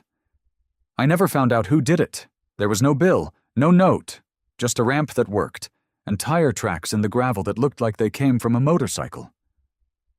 Jack said nothing. My husband passed last spring, Mrs. Farrow said, but those last 2 years, he got to go outside by himself whenever he wanted. Her voice stayed even, but only just. I always believed someone was watching out for us. She looked at Jack directly. I will personally speak to Lily's class, she said, and I will make sure she is protected while she is here. Jack nodded once. Thank you, he said. He walked back out through the front doors into the cool morning air. Behind him, the school was quiet and ordinary and full of children. Somewhere inside it, Lily was sitting in a classroom learning that the world had not entirely turned against her. Jack stood at his truck and looked down at his scarred hands. All the things he had done quietly and anonymously over the years, every repaired ramp and every paid bill and every charity ride he had never attached his name to, were not secrets the world had swallowed without noticing. They had been landing somewhere all along. Grace's eyes went soft the moment Lily climbed onto the edge of the hospital bed and tucked herself carefully against her mother's side. Tell me everything, Grace said. Lily told her. She told her about the boy by the fence and how her knees felt wobbly when she sat down alone and how she looked up, and Jack was just there, crouched outside the chain link with his big hands wrapped around the fence posts like he had been there all along. And he didn't scare anybody? Grace asked. No, Lily said. He used his big voice for good. She said it with complete satisfaction, like reporting that a math problem had come out right. Grace looked over Lily's head at Jack, who was standing near the window with his arms crossed and his eyes pointed somewhere toward the parking lot below. Thank you, Grace said quietly. Jack's jaw moved. He gave a small nod without turning around. Ruth was seated near the door with Preacher beside her, and the two of them had been exchanging small looks for the last several minutes in the practiced way of people who had already agreed on something and were waiting for the right moment to say it. Ruth said, "We want to talk about next steps." Preacher pulled his chair a little closer to Grace's bed. "The Garage family has been talking," he said. "There are people who want to help, not just the men, church folks, veterans from the Thursday group, a few of the ladies from Ruth's congregation." Grace looked cautious. "I don't need a handout." "It's not a handout," Ruth said firmly. "It's a benefit ride and a church supper. We raise money for your medical bills. We put pressure on the housing situation publicly and properly, and we give people a way to do something instead of just worrying." Grace opened her mouth. "The community needs it as much as you do," Ruth added. "Let people be good, Grace. Don't take that away from them." Grace closed her mouth again. Jack turned from the window. "I don't want a parade," he said flatly. "I don't want speeches or banners or my name on anything." Lily looked up at him from the bed. "It's not your parade," she said with calm certainty. "It's a helping parade. It's for Mommy." Nobody in the room laughed, but the silence after it was warm. Jack looked at Lily for a long moment. "One event," he said. "No speeches from me." Preacher smiled into his beard. By 7 o'clock that evening, Mercer's garage had transformed. The overhead lights were all on, which was unusual. The big rolling doors were pushed wide open to the cool night air. The smell of motor oil and coffee mixed together in a way that should not have been pleasant, but somehow was. Moose had his motorcycle pulled into the center bay and was polishing the chrome with the focused expression of a man preparing for something important. 2 other bikers worked beside him on their own bikes, talking quietly about the ride route and which roads would look best for a convoy. A veteran named Carl sat at the work table with a phone pressed to his ear, reading names from a clipboard to someone on the other end. Ruth had set up a folding table near the office door and was arranging donation jars with paper labels she had written in her careful, practical handwriting. Medical fund, housing support, recovery meals. 3 women from Ruth's church stood near the back wall with recipe cards spread between them, negotiating casserole quantities with the same focused intensity other people brought to battle plans. Lily sat cross-legged on the office floor with a stack of blank paper and a box of markers. She was drawing motorcycles on every flyer, each one slightly different, and adding hearts between them with the unhurried dedication of someone who understood that this part was important. Jack watched from the office doorway with a mug of coffee in his hand. Ruth's tablet was propped on the desk, and Grace's face filled the screen from her hospital bed. She had her blanket pulled up and her hair loose, and she had been watching quietly for several minutes without speaking. Then she pressed one hand flat against her mouth. Her shoulders shook once. "Grace," Ruth said gently. Grace shook her head and waved her hand, telling them she was all right. But her eyes were full. Lily looked up from her flyers and saw her mother's face on the screen. She stood and carried the tablet carefully to the wall, where she had been working. She held up her latest flyer so Grace could see it. Motorcycles. Hearts. Block letters at the top that read, "Helping Parade for Mommy." Grace laughed through her tears. Lily set the tablet back on the desk, then reached into her backpack. She pulled out the faded photograph, the one she had carried from home through the hospital and through everything that came after, and she walked to the office wall. She pressed it flat against the painted cinder block and smoothed the edges with her palm. Then she pulled a small piece of tape from the dispenser on the desk, pressed it across the top corner, and stepped back to look at it. "This is where the promise started again," she said. The motorcycles started arriving before 8. Jack heard them from inside the house. The deep rumble of engines, one at a time at first, then 2 together, then a whole rolling wave of sound that moved through the walls and settled in his chest like a second heartbeat. He stood at the kitchen window with his coffee and watched the gravel lot fill up. Moose parked first, his big bike freshly polished from the night before, an American flag on a small pole zip-tied to his luggage rack. 2 veterans from Preacher's Thursday group came in behind him, then 4 more from the county over. Then a man Jack recognized from the VFW Hall, someone he had never spoken to but had seen at 3 different charity events over the years. By 8:30, there were motorcycles lined up along both sides of the road. Ruth arrived with 2 women from her church, each one carrying a foil-covered dish. They set up the folding tables outside the garage entrance with the calm efficiency of people who had organized more events than they could count. A checkered tablecloth went down. Plates of biscuits appeared. A coffee urn the size of a small engine block was plugged in through an extension cord running from the garage office. Families came next. A few school parents Jack recognized from the drop-off line earlier that week. A couple with 3 children who left an envelope on the donation table and stayed to look at Lily's hand-drawn thank you cards, arranged neatly in a row on a piece of cardboard with a handwritten sign that read, $1, all love included. Lily stood behind the cardboard with her arms straight at her sides and her chin up, conducting the sales with great seriousness. Jack watched from the garage doorway. He did not know what to do with any of it. The flags and the food and the envelopes and the people standing around in his gravel lot, talking to each other like they already belonged there. It pressed against something behind his ribs in a way that was not entirely comfortable. He called Grace. She answered on the second ring, her screen tilted so he could see the window beside her hospital bed and the gray morning sky beyond it. "You should see what's out here," he said. "It's a lot of people." "I know," her voice was gentle. "Ruth has been sending me pictures since 7.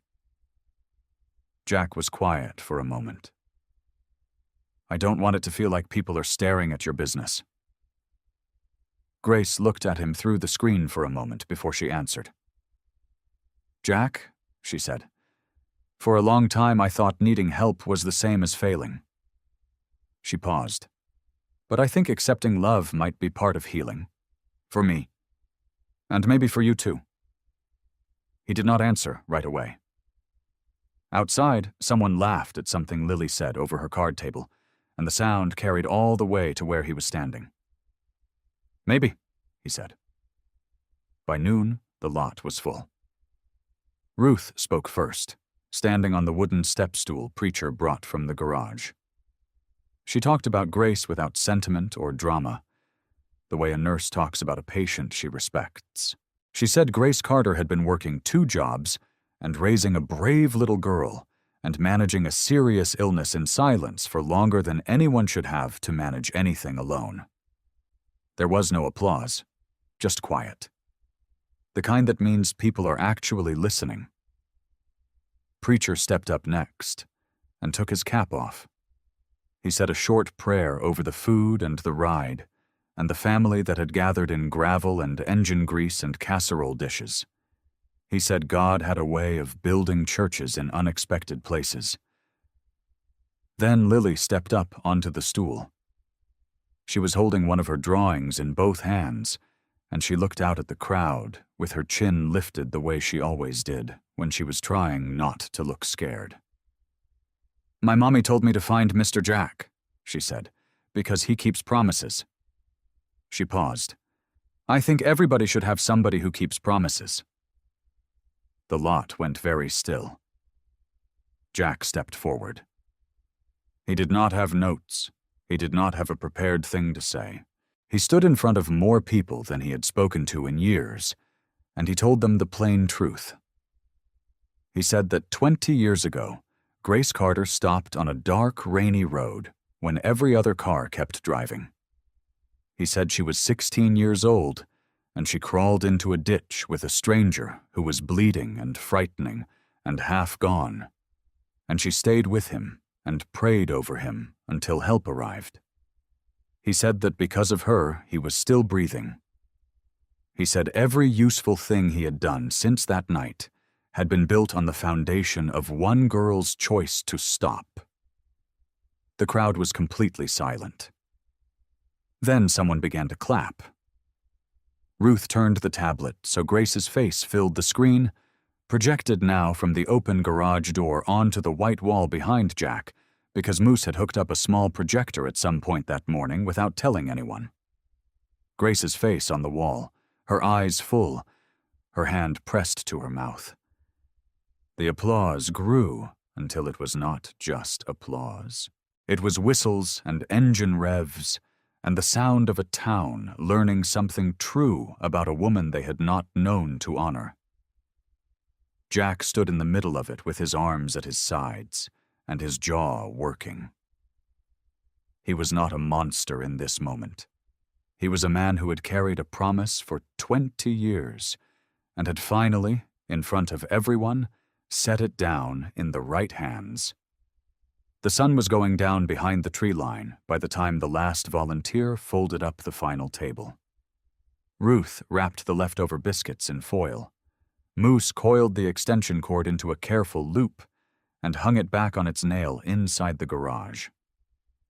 Two of Preacher's veterans swept gravel and collected paper cups while Lily walked the donation table, counting the remaining hand-drawn cards with great concentration and reporting the total to anyone who would listen. 11 cards sold, she announced. That is $11 of love.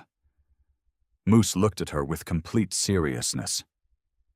Best $11 this town ever spent. Lily beamed. Jack watched her from the garage doorway, with his arms crossed and his coffee gone cold in his hand. The lot looked different in the evening light. Quieter.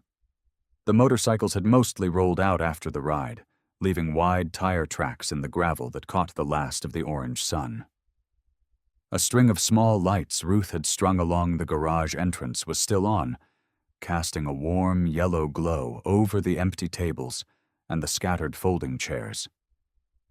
For the first time in a long time, the place felt like somewhere people had chosen to be. He was still standing there when he heard the crunch of slow footsteps on gravel. Dale Hargrove walked in from the road. He was dressed the way he always was. Pressed collar, clean shoes. The kind of man who looked like a town council photograph even when he had no reason to. He stopped about 10 feet from Jack and looked around the lot with a small, cold smile, the kind that never reached his eyes. "Quite the show," Dale said. Jack said nothing. Dale glanced toward Lily, who was helping Preacher carry a box of leftover flyers inside. Then he looked back at Jack with that same flat smile. "Applause is nice," Dale said, "but it does not erase who you really are." Jack felt the familiar heat rise in his chest. The old instinct. The one that had answered words like those with something loud and physical for most of his life. He breathed through it. He thought of Grace's voice on the phone that morning. Accepting love might be part of healing. He thought of her face on the wall, tears on her cheeks, surrounded by the sound of people who finally saw her clearly. He thought of the promise he had made her. Not with muscle, and not with threats. "You should head home, Dale," Jack said. His voice was flat and even. "It's getting dark." Dale studied him for a moment, as if he was waiting for something more. When nothing came, his smile tightened. He turned and walked back to the road. Jack watched him go, and did not move until the sound of Dale's car engine had faded completely down the street. Marlene called at 7 the next morning. Her voice on the phone was professional and careful in the way that told Jack this was not a routine check-in. She asked him to come to her office. She said it was urgent. He left Lily with Ruth at the kitchen table and drove over. Marlene had a folder open on her desk when he sat down. She slid a printed form toward him without preamble. It was Dale's complaint. Jack skimmed it. Threatening behavior, dangerous associates, unsuitable environment for a child. Then Marlene set down a second document, Jack's arrest record. He looked at it and did not look away. "You want to tell me about this?" Marlene said. Jack told her the truth. It was years ago. A bar parking lot. A man hitting his wife against the side of a truck. Jack had pulled him off. Then he had kept going after the man was already down, and that part had been wrong, and he had paid the legal price for it, and he had known it was wrong even while he was doing it. Marlene listened without expression. "I went too far," Jack said. "I knew it then. I know it now." Marlene closed the folder. "Jack, I have to consider placing Lily with a licensed foster family during the review period." The door to the hallway was not fully closed. From where he was sitting, Jack heard a small sound from the other side of it. A sharp, quick breath. The sound of sneakers on the floor, moving fast. Lily had been sitting in the waiting area just outside. Jack was out of his chair before the folder slid closed. He pushed through the office door and into the hallway. The waiting area had 4 plastic chairs, a small table with old magazines, and a window that looked out onto the parking lot. 3 of the chairs were empty. The 4th had a small backpack sitting alone on it.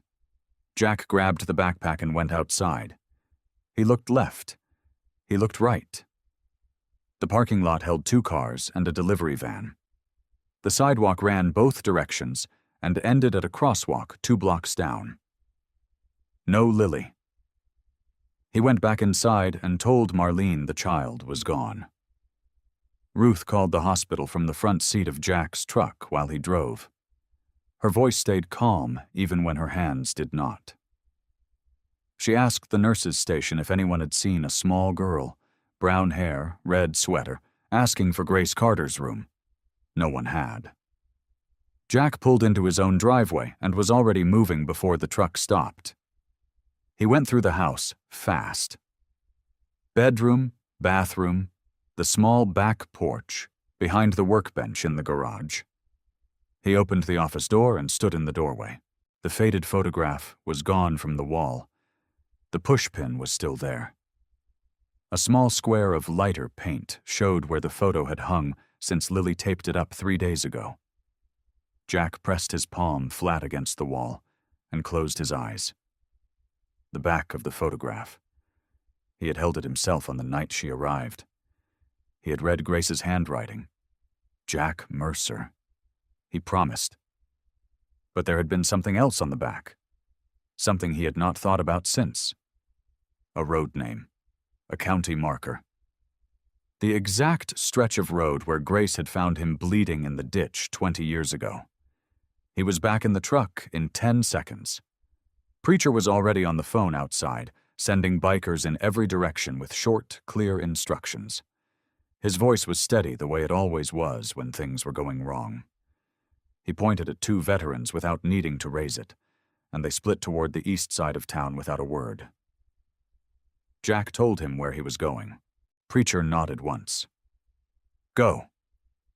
The county road was narrow and old, lined with tall grass and cedar trees that leaned toward the pavement like they were listening. Jack knew every curve of it. He had driven it in the dark. He had dreamed it. He had spent years trying not to think about the particular bend where the guardrail was bent outward and the gravel shoulder dropped away into a shallow ditch choked with weeds and wildflowers. He saw the red sweater from 50 yards away. Lily was sitting in the grass at the bottom of the ditch, her knees pulled up to her chest, the photograph held carefully in both hands. She was not crying. She was just sitting there looking at it the way people look at something they are trying to understand. Jack pulled over and got out slowly. Hey, he said. Lily looked up. Her eyes were red but dry. I thought if I came back to where it started, she said quietly, maybe I could fix it. Jack stepped down into the ditch and crouched in front of her. This is not something you need to fix. You were going to lose me because of the bad things you did before, Lily said. But those things were not because you were bad. They were because you were hurting. Jack opened his mouth. The truck came around the curve fast. Too fast. It was one of those moments that takes less than a second and lasts forever. Jack saw the headlights sweep across the grass. He heard the engine loud and close. He grabbed Lily with both arms and threw himself backward and sideways, landing hard against the slope of the ditch, his left shoulder driving into the ground with a force that sent white pain straight up his neck. The truck blew past without slowing.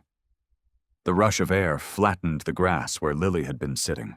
The photograph fluttered up and settled back down in the weeds. Lily was shaking against his chest. Jack held her tight with his good arm. "Are you hurt?" he said. "No." Her voice was very small. "Are you?"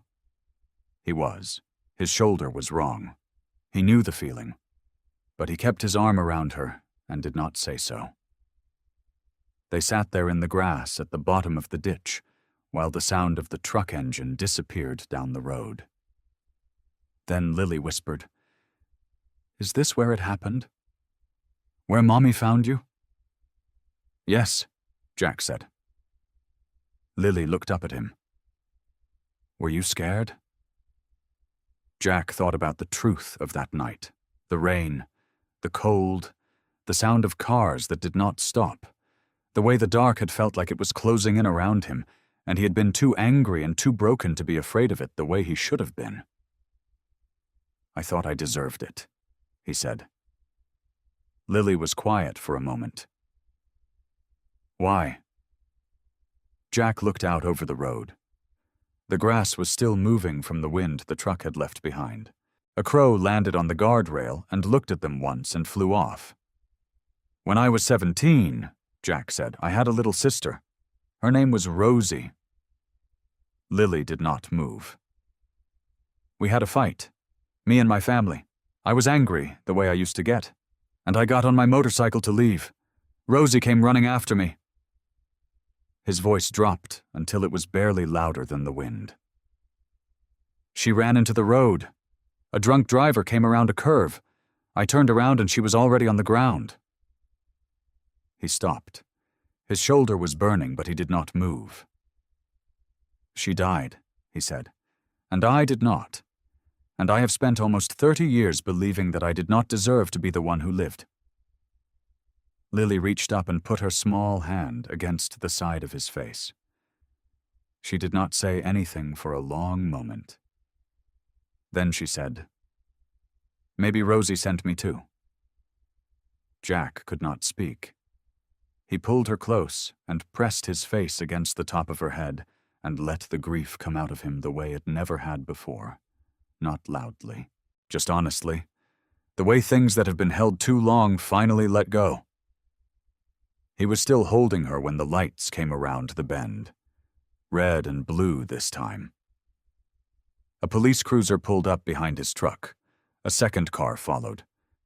Marlene stepped out of the passenger side, her face tight with relief that shifted immediately into something more serious when she saw them at the bottom of the ditch. One of the officers put his hand on his belt. From where they stood, Jack knew exactly what they saw. A runaway child, an injured biker, a dangerous stretch of road, and a situation that looked like nothing good. Marlene looked down at him, and her expression did not soften. "Mr. Mercer," she said, "step away from the child, please." The first drops fell soft and scattered, tapping against the dry grass like a warning. Then the sky opened up. Rain came down in curtains, the kind that soaks through everything in seconds. Jack felt it hit his shoulders and run down the back of his neck. Lily pressed her face harder against his chest and made a sound that was not quite a sob, but was close to one. Marlene was still at the edge of the ditch. One of the officers had moved closer, his hand no longer on his belt, but his posture still careful. The rain flattened Marlene's dark hair against her forehead, and she did not seem to notice. "Mr. Mercer," she said again, "please bring Lily up here." Jack looked at Lily. She had her fingers twisted into the front of his leather vest the same way she had the very first night in the hospital waiting room.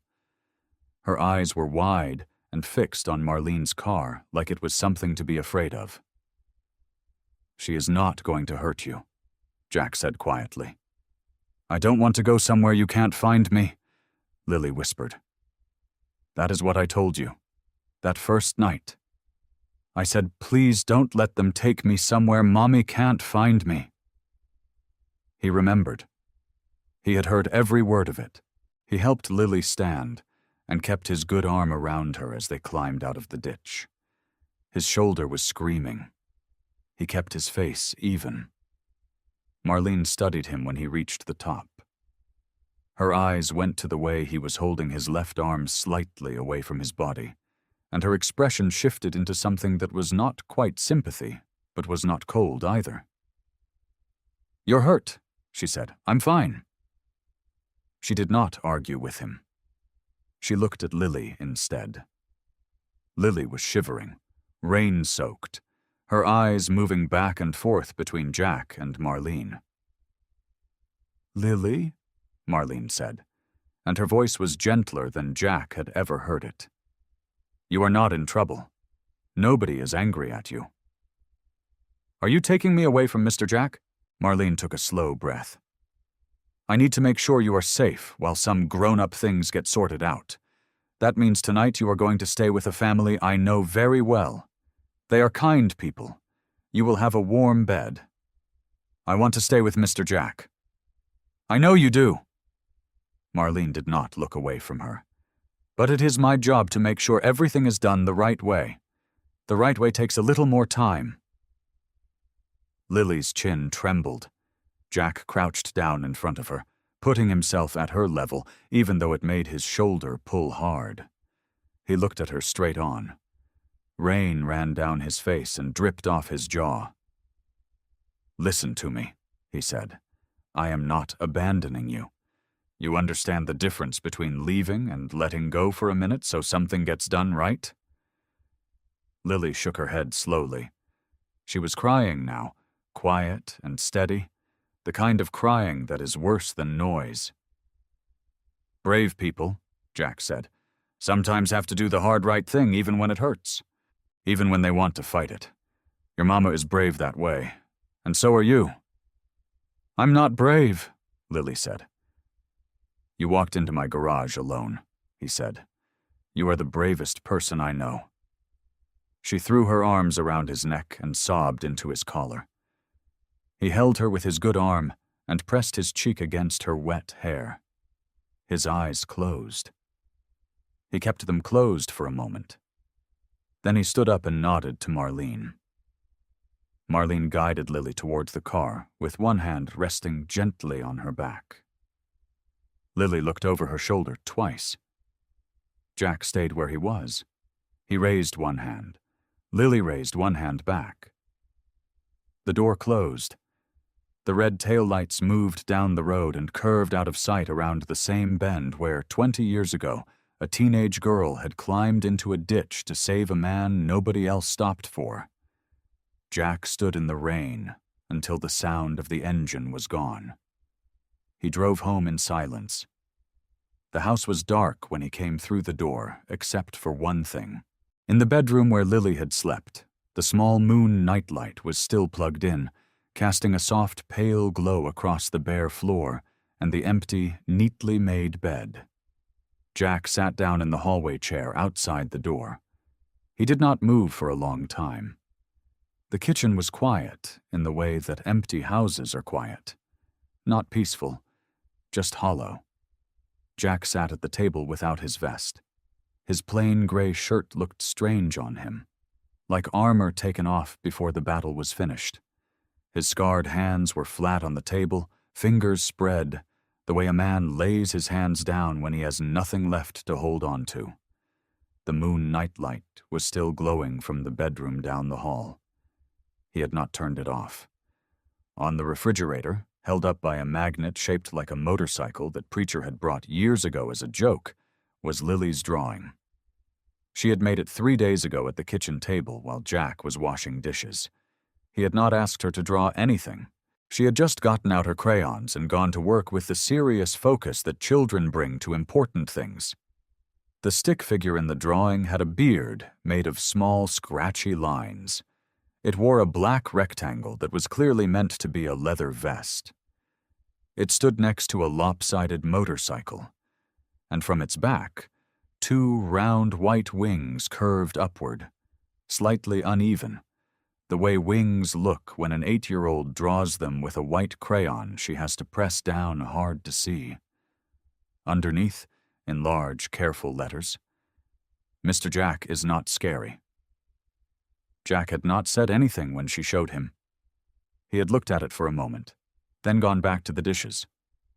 Lily had taped it to the refrigerator herself, satisfied. Now he could not stop looking at it.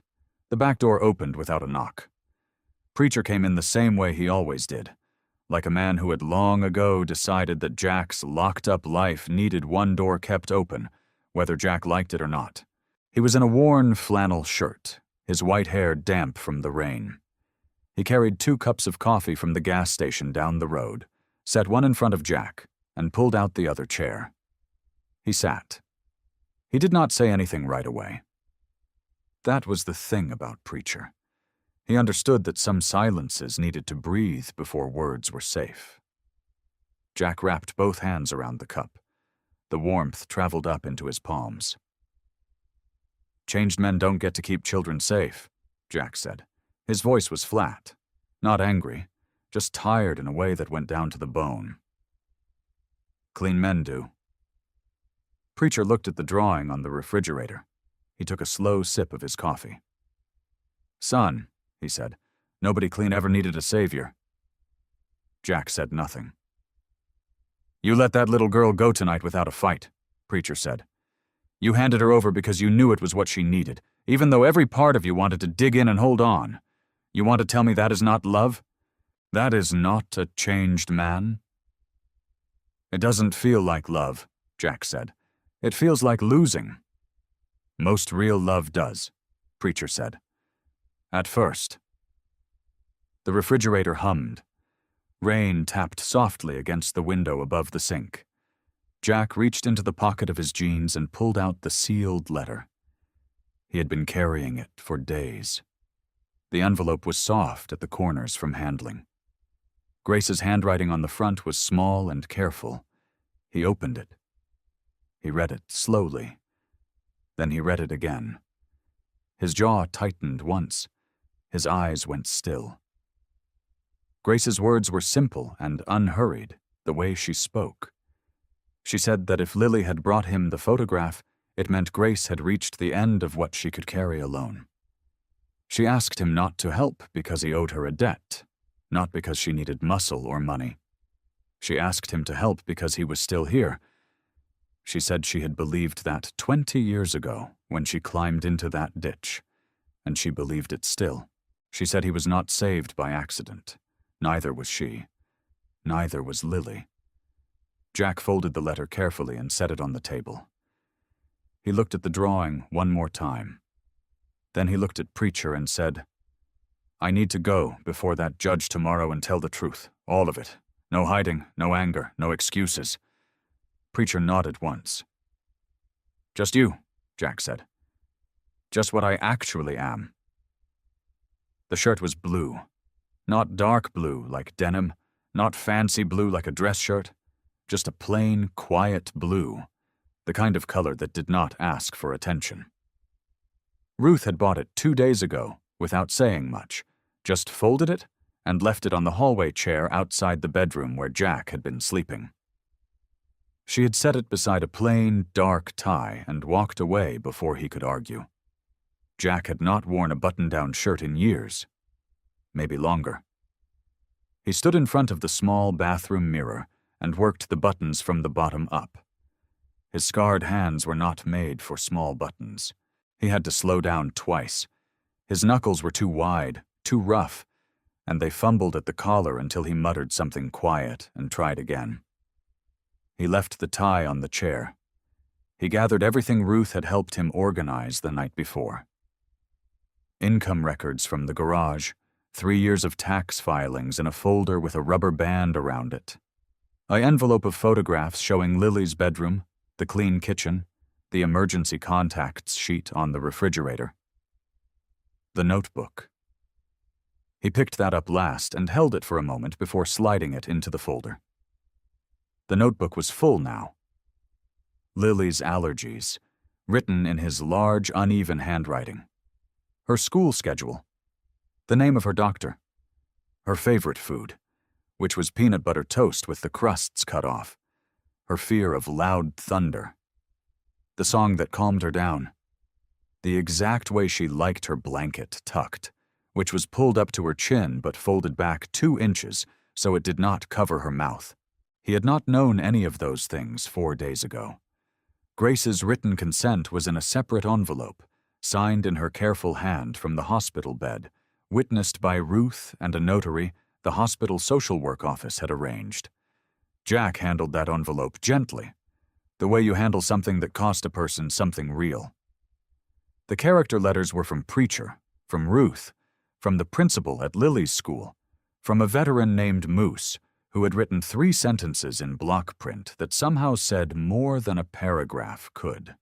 There was also one from the pastor of the church that hosted the benefit supper, a man Jack had never spoken to directly, but who had watched him that evening, and written that he had seen a man choose humility when anger was available.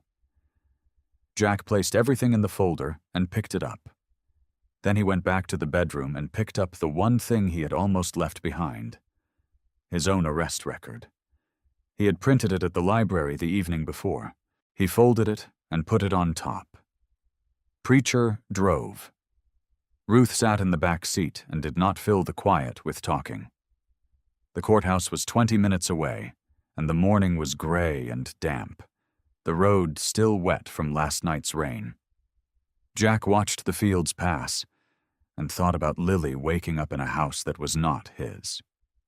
He thought about Grace lying in that hospital bed staring at the ceiling. He held the folder on his lap the whole way. The courtroom was small. A conference room, really, with a rectangular table and a window that looked out onto the parking lot. Marlene was already seated. A court-appointed family advocate sat beside her with a legal pad. The judge was a woman in her 60s with reading glasses on a chain around her neck, and she looked at Jack the way someone looks at a thing they are trying to understand before deciding what it is. Jack sat down, placed the folder on the table, and did not wait to be asked. He opened the folder. He put the arrest record on top, where everyone could see it. "I want to start with this," he said, "because if I let you find it later, it looks like I was hiding it, and I am done hiding." The judge looked at the record. Then she looked at him. "Go ahead, Mr. Mercer," she said. Jack took a breath. "I heard a man in a parking lot," he said. "About 15 years ago, he was beating his wife beside their car, and I stopped my bike and I intervened." He paused. "And then I kept going after I should have stopped. I told myself it was about protecting her, and part of it was. But part of it was anger. My own anger. And I used it the wrong way." The room was very quiet. "I paid the legal price," Jack said. "I am not here to argue that I did not deserve it. I did. What I want you to understand is that I know the difference between those 2 things. Between protecting someone and hurting someone because it felt right to me in that moment. I know the difference now." Marlene had her pen on the table. She had not picked it up yet. "I am not asking this court to trust me because I am a good man," Jack said. "I am asking for the chance to become worthy of the trust that a sick woman in a hospital bed and an 8-year-old girl already placed in me. Grace Carter trusted me with the most important thing in her life. Lily walked into my garage alone and believed her mother was right about me." His voice stayed steady, but only just. "I don't want to prove I am perfect. I just want the chance to prove they were not wrong." He set the notebook on the table. Then the income records. Then the photographs of the bedroom, the kitchen, the emergency contacts. Then Preacher's letter. Then Ruth's. Then the principal's. He placed them one by one, not in a rush, until everything was there in plain sight. The judge reviewed each document without speaking. Marlene finally picked up her pen and wrote something. The advocate across the table leaned over and looked at the notebook, and then looked at Jack without expression. When the judge finished, she set her glasses on the table and folded her hands. "Mr. Mercer," she said, "I am going to postpone the final decision in this matter. I want a full review of the complaint filed by Mr. Hargrove, and I want Grace Carter's medical status and long-term prognosis reviewed by this court before we determine any permanent arrangement." She looked at him steadily. "You will remain in a provisional status in the meantime." Jack nodded. "The notebook was a good idea," the judge said quietly. She picked up her glasses and stood. The courthouse parking lot was cold and gray. Jack walked out ahead of Marlene and the others and stood beside Preacher's truck with his folder under his arm and his jaw set tight. Preacher came out first and stood beside him without saying anything. Ruth came out second, buttoning her coat. She looked at Jack's face and read it the same way she had probably read Patience for 40 years. "Don't," she said. Jack turned his head toward her. "I know where your feet want to take you," she said, "and I am telling you right now, Dale Hargrove is not worth it. Not today." "He went to Marlene with a lie," Jack said. His voice was low and flat. "He locked Grace out of her own home and then told a judge she was raising Lily in filth." "I know what he did," Ruth said, "and we are going to make sure everyone else knows too. But we are going to do it the right way." Preacher opened the truck door and waited. Ruth looked at Jack steadily. "Come with me to the apartment building," she said, "and leave your anger in this parking lot." Jack stood still for another moment. Then he put the folder in the truck and got in. They drove to Grace's building without Dale knowing they were coming.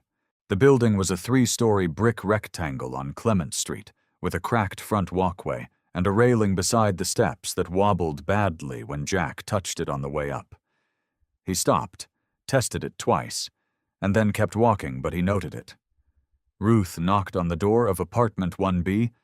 An elderly man answered in a cardigan and slippers. His name was Mr. Halbert, and he was 74 years old, with a Korean War service pin on his lapel, and tired eyes that sharpened when Ruth introduced herself and explained why they were there. He let them in without hesitation. "Heat's been broken since October," he said, settling slowly into his armchair. "I called Dale's office 4 times, wrote him 2 letters. He told me it was the boiler company's fault, and then stopped returning my calls." He shook his head. "I used a space heater all winter. Thing nearly caught a curtain on fire." Ruth sat across from him with a notepad and wrote down everything.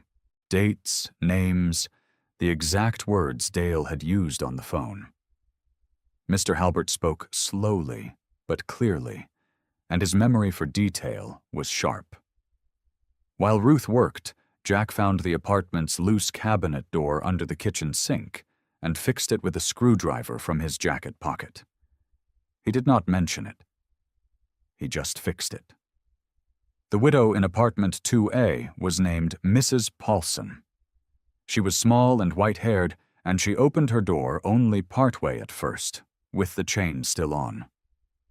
When Ruth explained who they were and that they were collecting information about the building's management, Mrs. Paulson's eyes filled up immediately.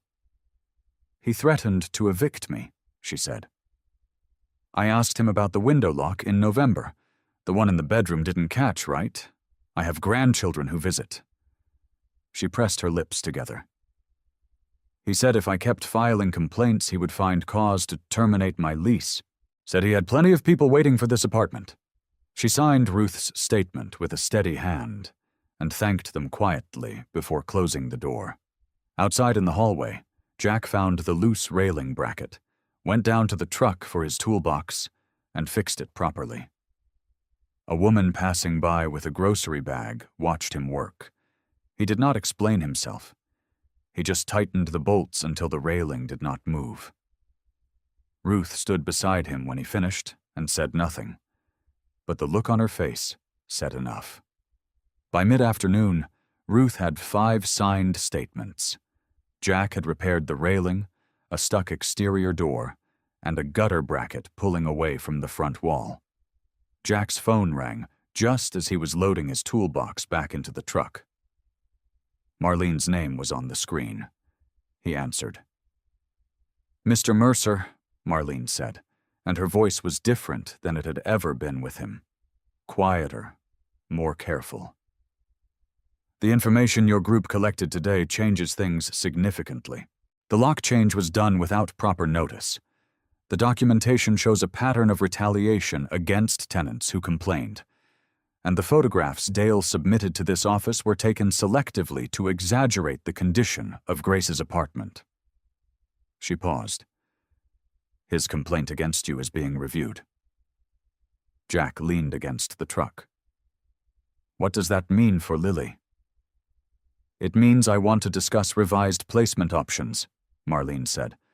I want to talk through what the next steps look like, and... Ruth's phone rang.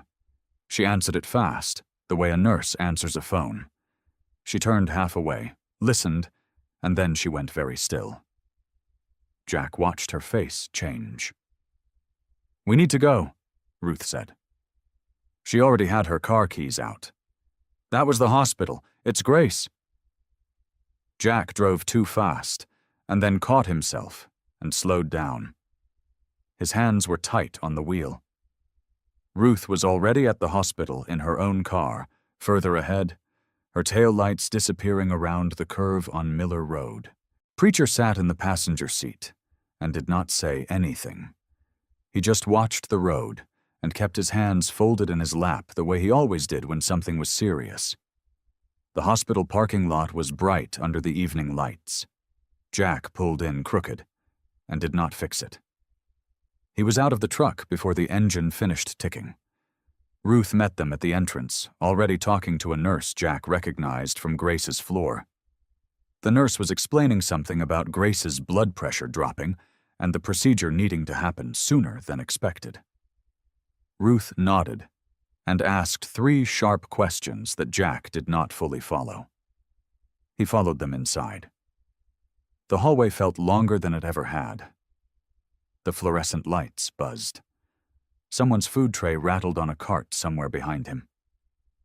Jack kept walking. Marlene was already at the hospital. She was standing near the nurse's station, looking tired and holding her phone. And when she saw Jack, she gave him a single nod that meant she had made her calls. Lily arrived 12 minutes later. She came through the side door with a woman from the Foster family, a quiet woman with kind eyes who kept a gentle hand near Lily's shoulder without actually touching her. Lily was wearing the same sweater she had been wearing the morning Marlene took her. Her backpack was over one shoulder. Her face was white and tight, and trying very hard to be brave. She saw Jack first. She did not run to him. She just stopped walking and stared at him the way a person stares at something they were not sure was going to be there. Jack crouched down so he was at her level. "She's okay," he said. "She's asking for you." Lily's chin trembled once. Then she straightened up, pulled her backpack strap higher on her shoulder, and walked past him toward Grace's room like a small soldier marching into something terrible. Jack stood back up slowly. Preacher put a hand briefly on his shoulder, and then walked with Ruth toward the waiting area. Jack stayed near the doorway of Grace's room, but did not go in. He could see Lily through the glass panel beside the door. She had climbed up carefully beside Grace on the bed and was holding her mother's hand with both of hers, talking quietly. Grace's eyes were open. Her face was pale and drawn, but she was looking at Lily like Lily was the only steady thing in the room. A nurse came to the door and looked at Jack. "She asked for you, too," she said. Jack went in. He stood on the opposite side of the bed from Lily. Grace looked up at him. Her eyes were tired but clear. "The letter," she said. Her voice was thin. "Did you read it?" Jack reached into his jacket pocket. He had folded it carefully that morning before the courthouse, and he had carried it without knowing why. He unfolded it now. He read it aloud. His voice was steady until he reached the line about him not being saved by accident. Then it was not steady at all. He kept going anyway. When he finished, the room was quiet except for the soft beeping of the monitor beside Grace's bed. Grace reached her hand toward him. Jack took it. "Then live like you believe it," she whispered. He could not speak, so he just nodded. The doctors came in 2 minutes later and began moving with calm, practiced urgency. A nurse guided Lily gently off the bed and took her hand. Someone asked Jack and Lily to wait outside. They walked out together into the hallway. The doors swung shut behind them. In the waiting room, Lily sat down in the chair beside Jack. After a moment, she reached over and found his hand in the space between them. Jack held it, not because he owed anyone anything, because she was his, and he was hers, and that was simply the truth now. The waiting room had orange plastic chairs bolted to the wall in a long row, and the cushions were the kind that had been sat on by too many frightened people to offer much comfort anymore. Jack sat in one of them with his elbows on his knees and a paper cup of coffee going cold between his hands. The coffee machine down the hall had taken his dollar and given him something that smelled like burnt rubber and tasted about the same. He had drunk half of it anyway. Lily sat beside him with her backpack in her lap. Her lips moved quietly and her eyes were closed. She had been praying off and on for the last 20 minutes. Not loudly. Not in a way that asked for attention. Just soft and steady, the way her mother must have taught her. The way you talk to someone you trust is listening. Ruth sat on Lily's other side. Every so often she would reach over and smooth Lily's hair back, just once, gently, without interrupting the prayer. Ruth had done this kind of waiting before. You could see it in how still she was. Hospital waiting rooms did not scare her. She knew how to sit inside uncertainty without fighting it. Preacher had his worn Bible open on his knee. He was not reading dramatically. He was just moving through it slowly, a verse here, a verse there, the way a man walks a familiar road in the dark, because he has walked it enough times to know where his feet belong. Once he read one aloud, quietly, more to himself than anyone. Something about being still and knowing. Jack heard it and did not say anything, but it settled somewhere in him. The bikers were outside. Jack had seen them through the glass doors when he went to the machine for a second cup he did not finish. 10, maybe 12 of them. Standing near their bikes in the parking lot, not making noise, not causing any kind of scene. Just there. Moose had his arms crossed and his chin down. 2 of the younger guys were sitting on the curb. Nobody was leaving. Jack went back to his seat. He pulled the care notebook from his jacket pocket. It was a plain spiral notebook, the kind you buy for $1, and the cover was already getting soft from being handled so much. He opened it and read through what he had written. Lily's allergies. Her bedtime, the name of her doctor. What calms her down when she is scared. Her favorite food, which was macaroni and cheese with the little shell-shaped noodles, not the tube kind, because the tube kind was wrong, and she had been very clear about that. He read it all the way through, even though he had already read it twice tonight. It was not that he expected to be quizzed.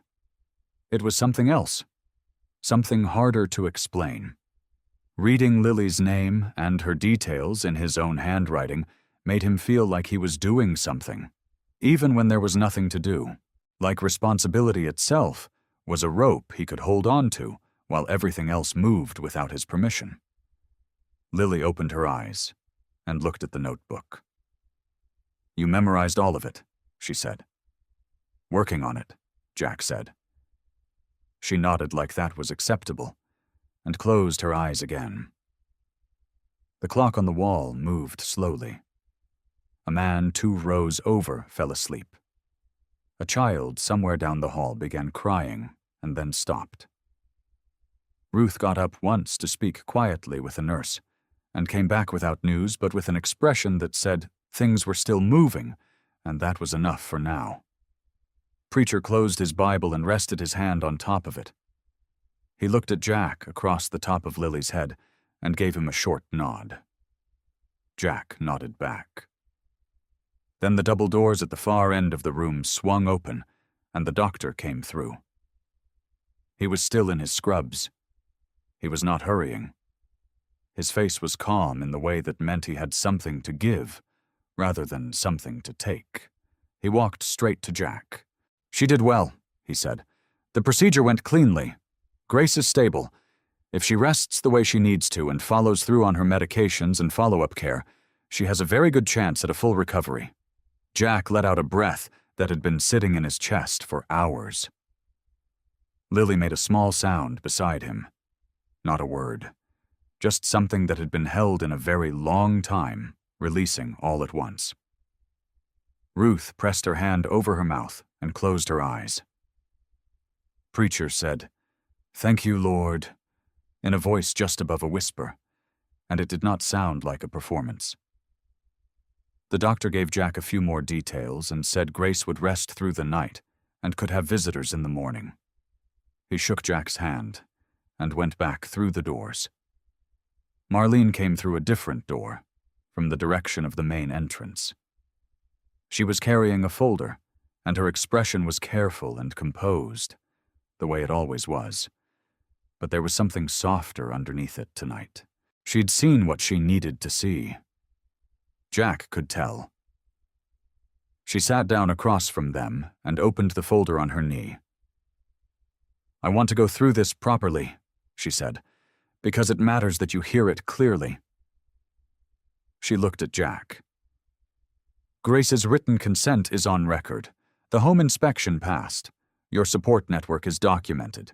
Ruth Bellamy as a daily presence, Earl Whitcomb as a secondary contact, employment verified, emergency contacts filed." She paused. "Dale Hargrove's complaint has been reviewed in light of the new information about his conduct as Grace's landlord. His claims were found to be exaggerated and retaliatory. They are not being given weight in this decision." She looked at Lily, and her voice changed slightly. Not softer exactly, but warmer. "Lily, you are going to stay with Mr. Jack while your mom gets better. Miss Ruth and Mr. Earl are going to be around every day to help, and I am going to check in regularly to make sure everyone is doing okay. Does that make sense?" Lily looked at Marlene for a moment. Then she looked at Jack. Then she threw her arms around his neck. Jack caught her without thinking. His big arms went around her small back, and he held her carefully, the way you hold something that matters more than you have words for. Lily pressed her face against his shoulder and said, muffled but clear, "I knew you were the right one." Jack closed his eyes. "No, sweetheart," he said. "You made me want to be." The first week moved the way hard weeks do, slowly in the middle of the night, faster during the day when there was enough to do to keep your hands busy. Grace stayed in the hospital through those first 7 days. Her room on the 3rd floor became a kind of gathering point. Ruth brought soup in a thermos and sat with her in the mornings. Preacher came in the evenings and read aloud while Grace rested. Lily visited every afternoon after school, climbing into the chair beside the bed with her backpack still on, talking about her day in the particular way children do when they are trying to fill a room with enough normal that the scary parts shrink back. Jack drove her every time. He learned the parking lot. He learned which elevator was faster. He learned that Lily liked the orange juice from the vending machine on the 2nd floor, but not the one on the 3rd. He wrote that down in the notebook, too. He attended the first parenting class on a Thursday evening in the basement of the public library. There were 7 other people in folding chairs around a table. A young couple, a grandmother raising her grandkids, a man about Jack's age who looked like he had not slept in a week. Jack sat down, put the notebook on the table, and did not say much. He listened. He wrote things down. He came back the next week and the week after that. Marlene received her updates. She came by the house twice and called once. She checked the refrigerator, the bedroom, Lily's school attendance record, and Jack's completed parenting class forms. Each time she left, she said less about what she was looking for and more about what she had found. That was how Jack knew things were shifting. When Grace finally came home, she stood in the doorway of Jack's house and was quiet for a moment. The refrigerator was covered. Lily's drawings overlapped each other in layers. Motorcycles and stick figures and suns with too many rays, and at least 4 drawings of a house with smoke coming from the chimney, even though Jack's house had no fireplace. Her name was signed at the bottom of each one in large, uneven letters. The guest room had curtains Ruth had brought from her own closet. There was a reading chair in the garage office, with a small basket of books beside it, and a lamp on a crate. Grace pressed her hand flat against the refrigerator and looked at the drawings for a long time. "You kept all of them," she said. "Every one," Jack said. Rosie's birthday fell on a Saturday in early autumn, when the air had that first thin edge of cold in it. The cemetery was quiet. The trees along the iron fence had started to turn, orange and yellow bleeding into the edges of the leaves, and the grass was still green underneath them. Jack had been here before, over the years, but he had always come alone, and he had always left quickly, like a man paying a fine he could never fully settle. This time he came with Grace on his left, and Lily on his right. They stood together in front of the small stone. Lily held a drawing she had made the night before. It showed 2 little girls in a motorcycle and a pair of wings. She had colored the wings very carefully. Jack looked at his sister's name for a long time without speaking. Then he spoke. "I'm sorry," he said. "I've been saying that in my head for almost 30 years, and I never said it out loud to you." His voice was low and steady. "I thought punishing myself was the same as honoring you. I thought if I stayed hard and stayed alone, it meant I understood what I took from the world when I lost you." He stopped. "I was wrong, Rosie. Loving people is the better memorial. I know that now." Lily stepped forward and set her drawing gently against the base of the stone. Grace put her hand through Jack's arm and leaned into him, and the 3 of them stood together in the quiet while the leaves moved overhead. "I hope you like this story. Please share what's your favorite part of the story, and where in the world you are watching from. Have a wonderful day."